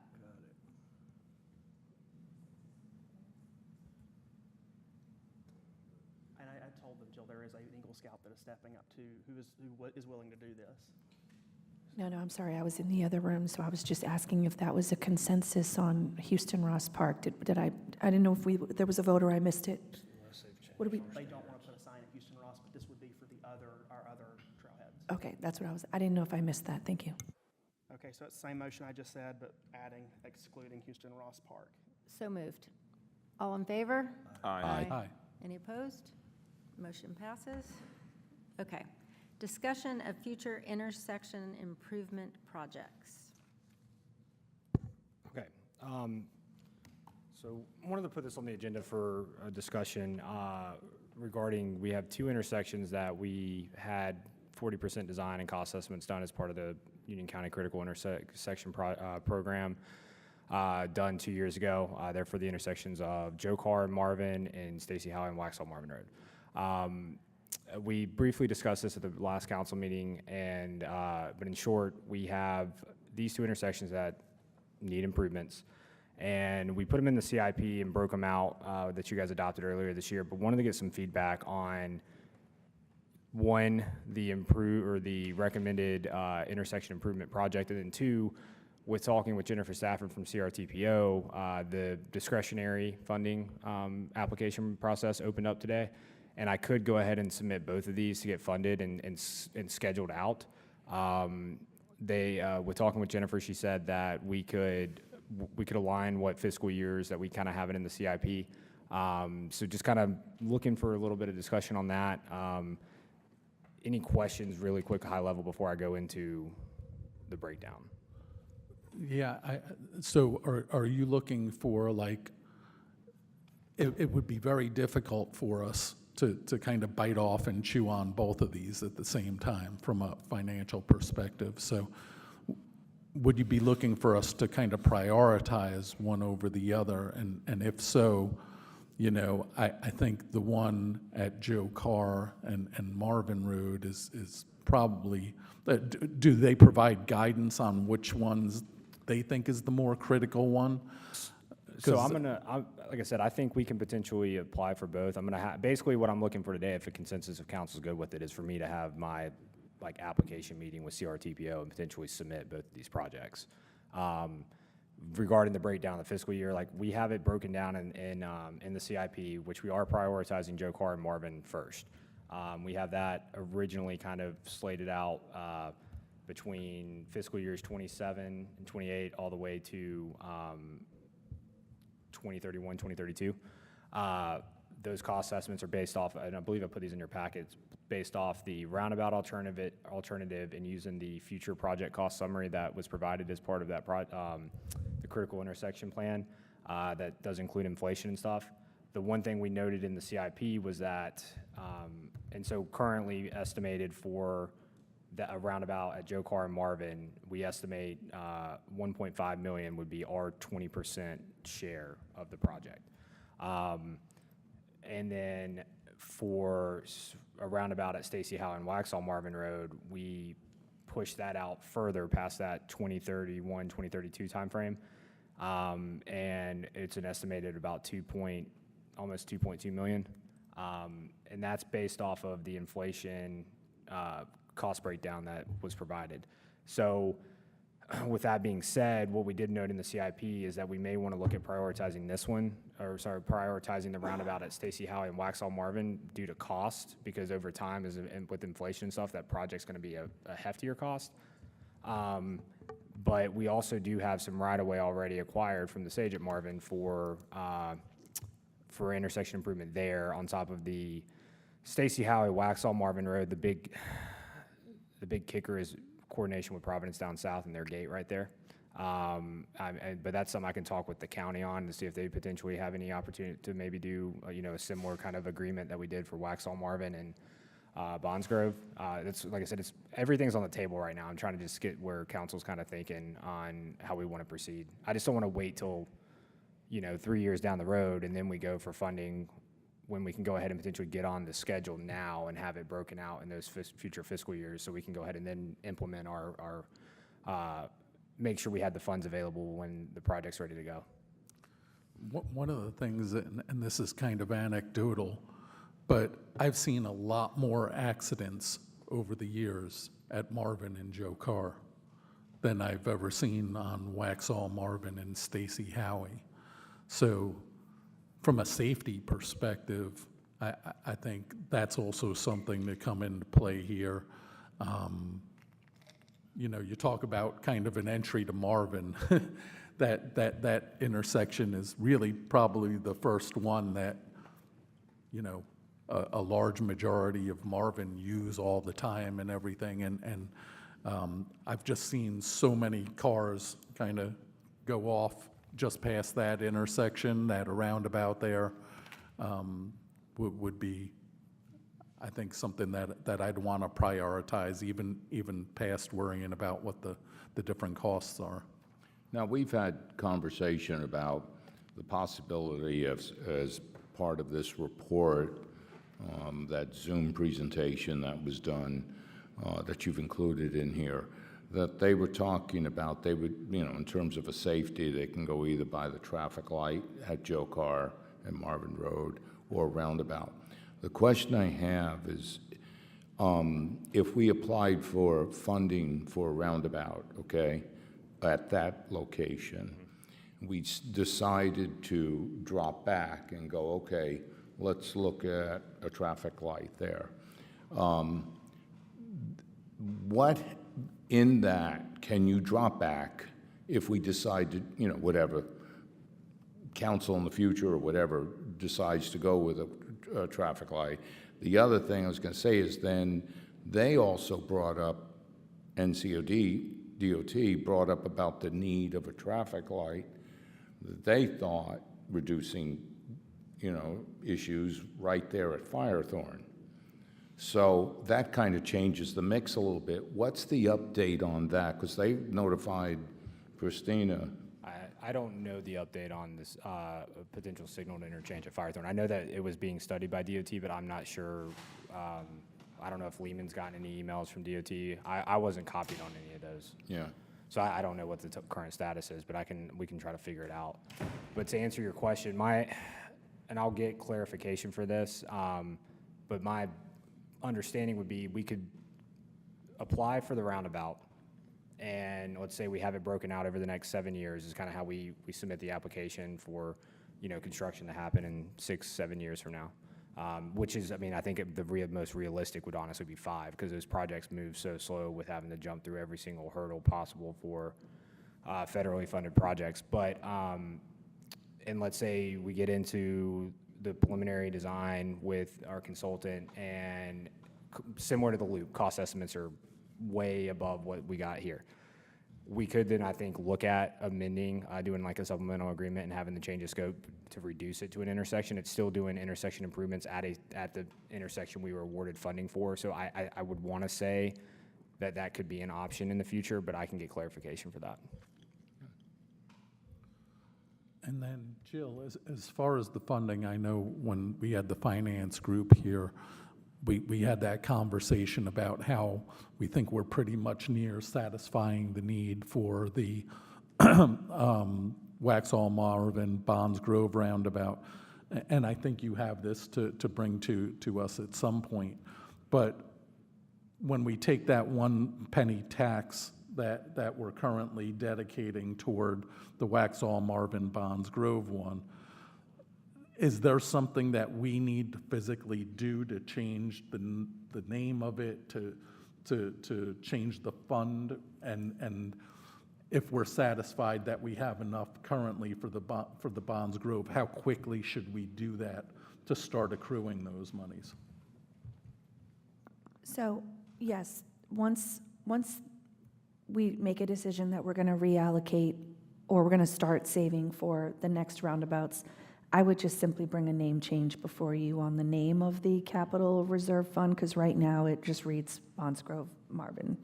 But would it have to be one or the other, or could we just say the next bond, like, do we have to have? I would make a more generic account name that just says future roundabouts or something, so that we don't have to keep changing it.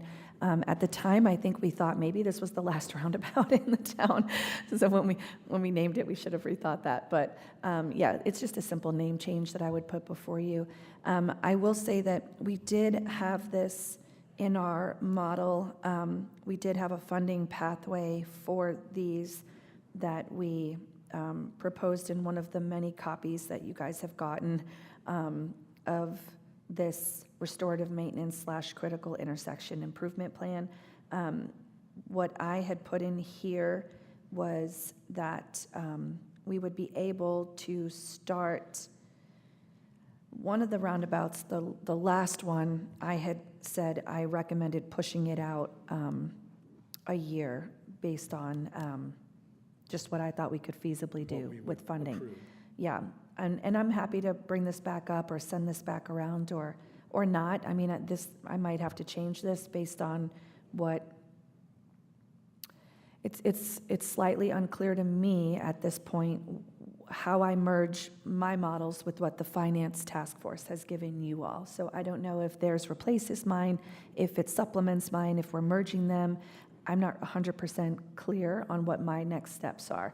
So I'm hesitant to send this out if I'm going to change it, you know. But, or if we're having that conversation right now, I'm not really sure, you know. But I can play with some numbers in here based on, I can meet with Hunter, which is what I usually do.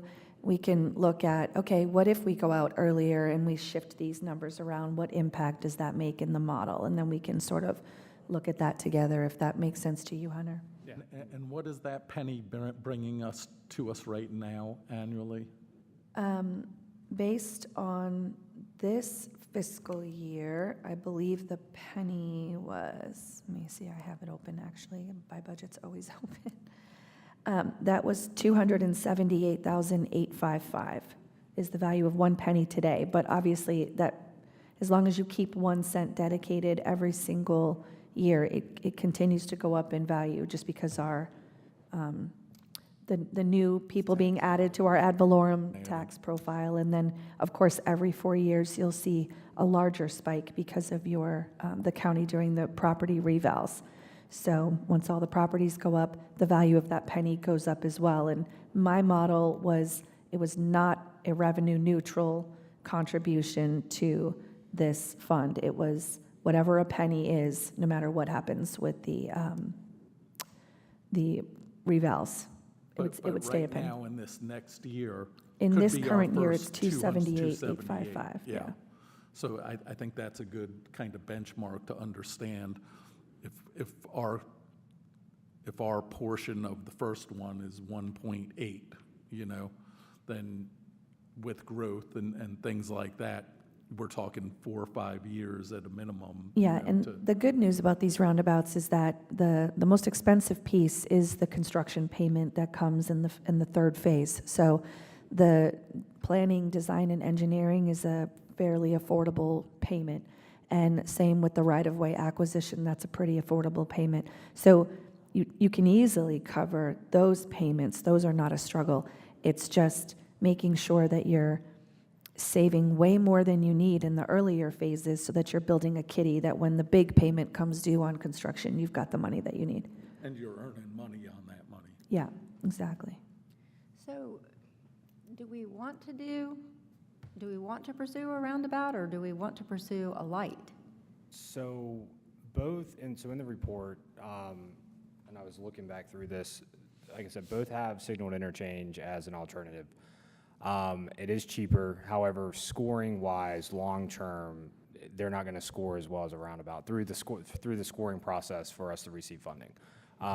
Some of that's due to, I think one of the intersections had, like even during peak hours with the signaled interchange, the model estimated that it wasn't going to make a significant change in like traffic flow, where a roundabout would.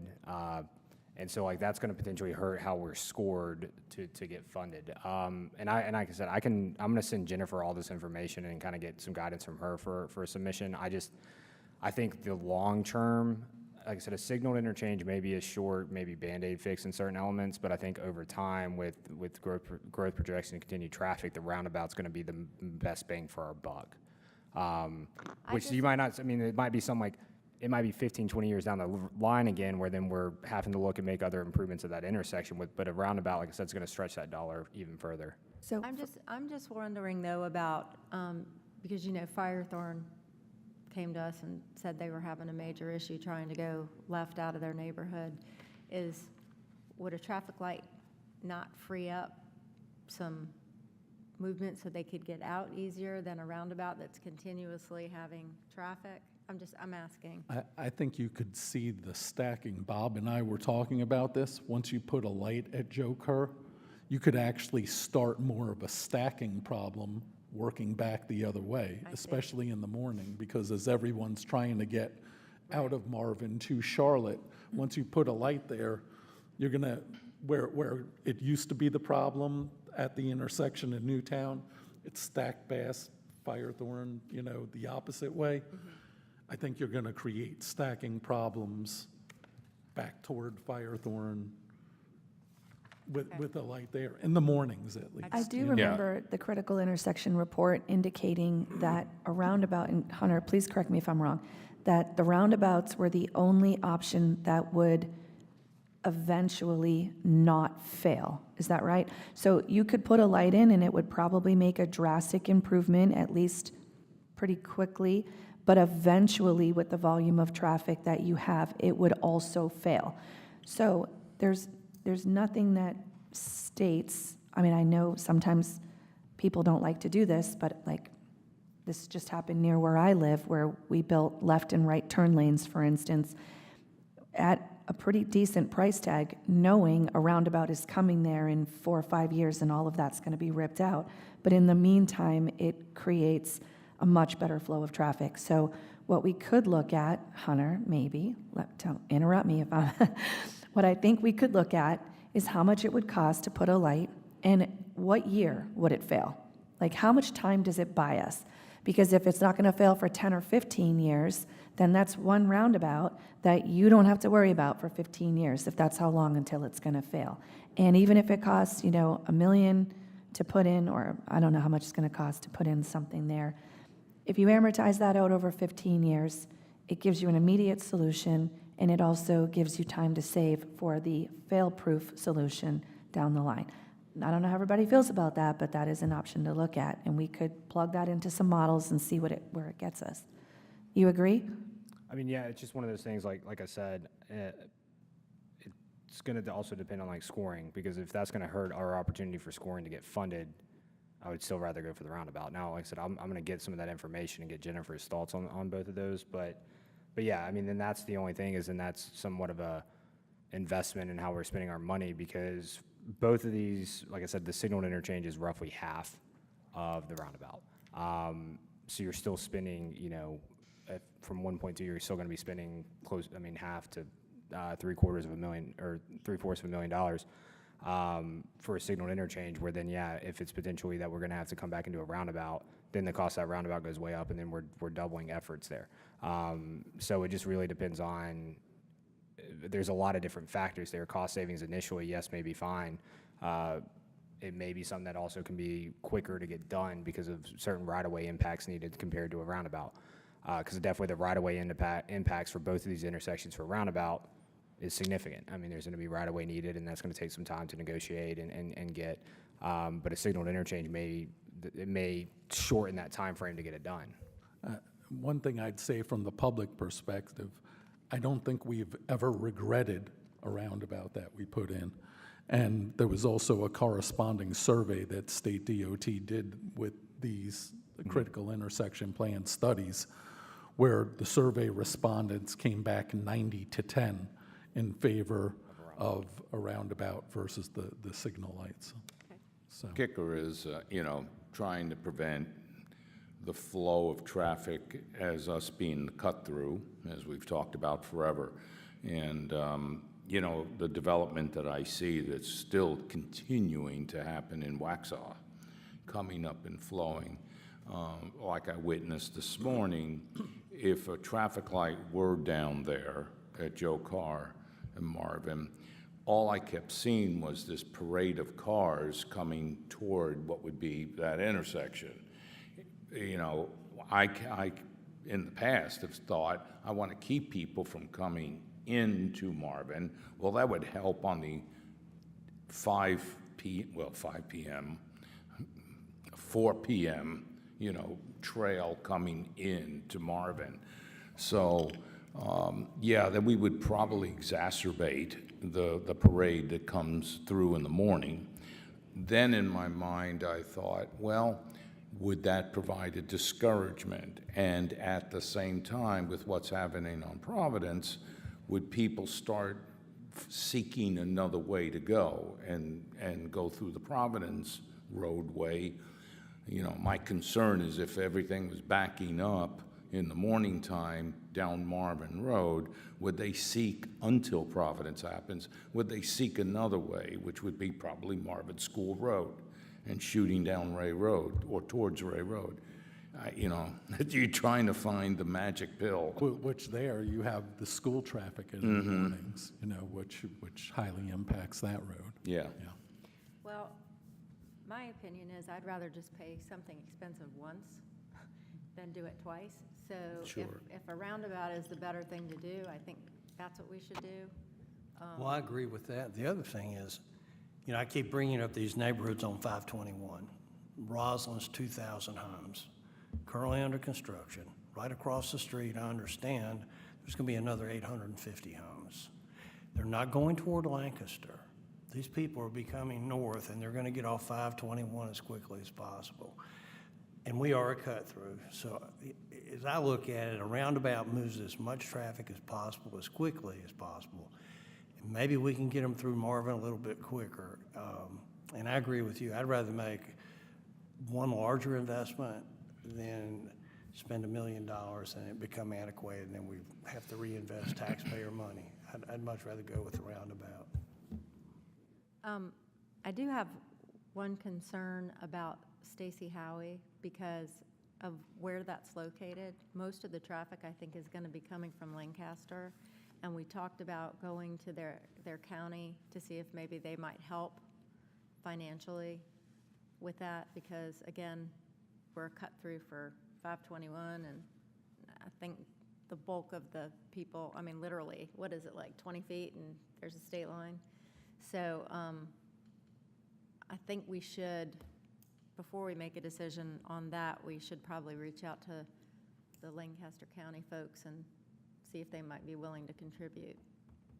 So I did somewhat talk with Jennifer on this, and they have like a quarterly like meeting with them, but she kind of said that it's probably unlikely.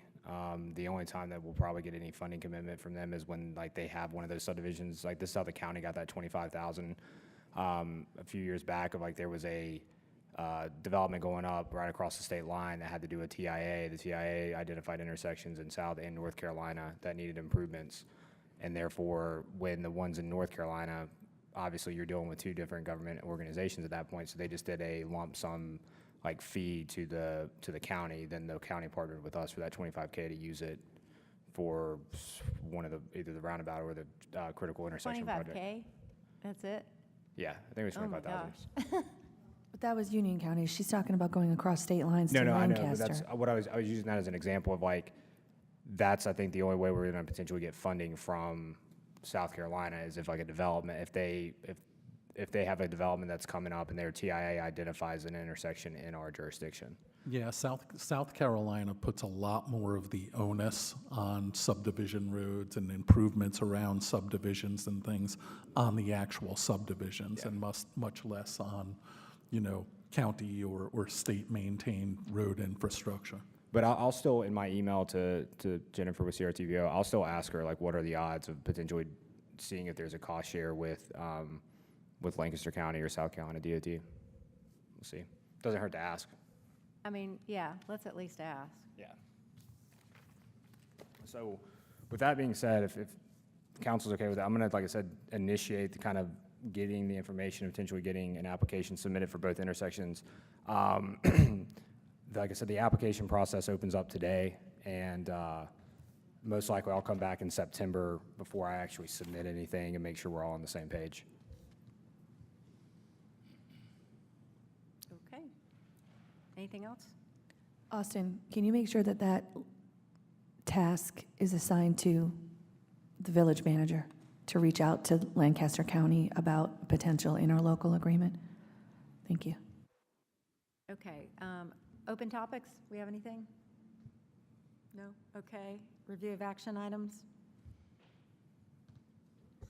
I don't have a lot, as you can imagine. We'll work to get the signs ordered and posted, except Houston Ross Park, but we're going to hold off until we confirm if that Eagle Scout is available.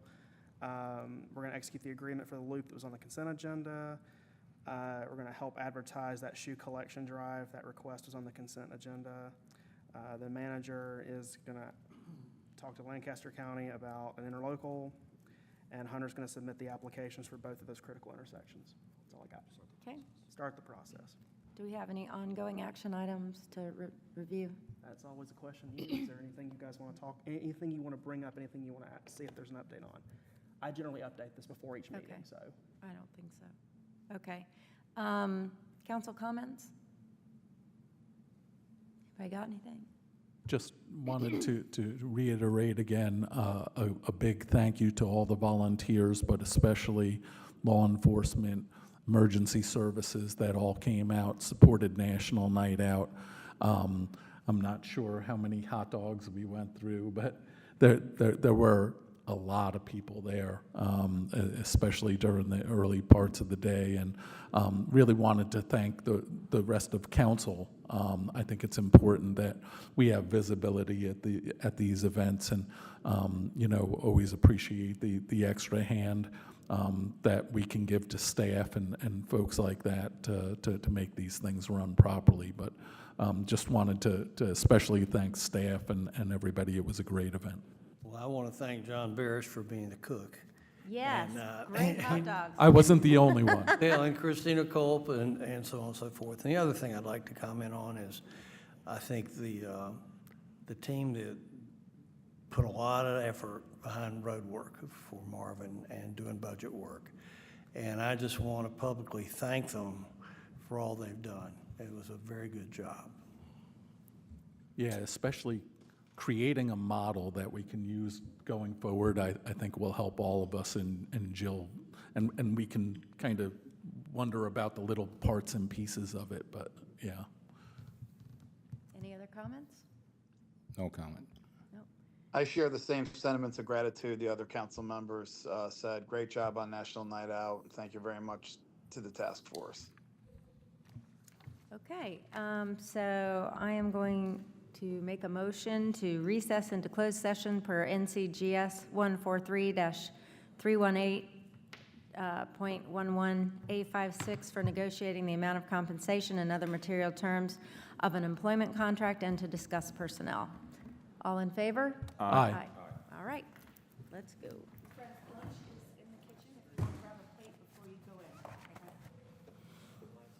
Let's let council go first, staff, so they can grab their plates and go. Grab and go. Angel? Good job.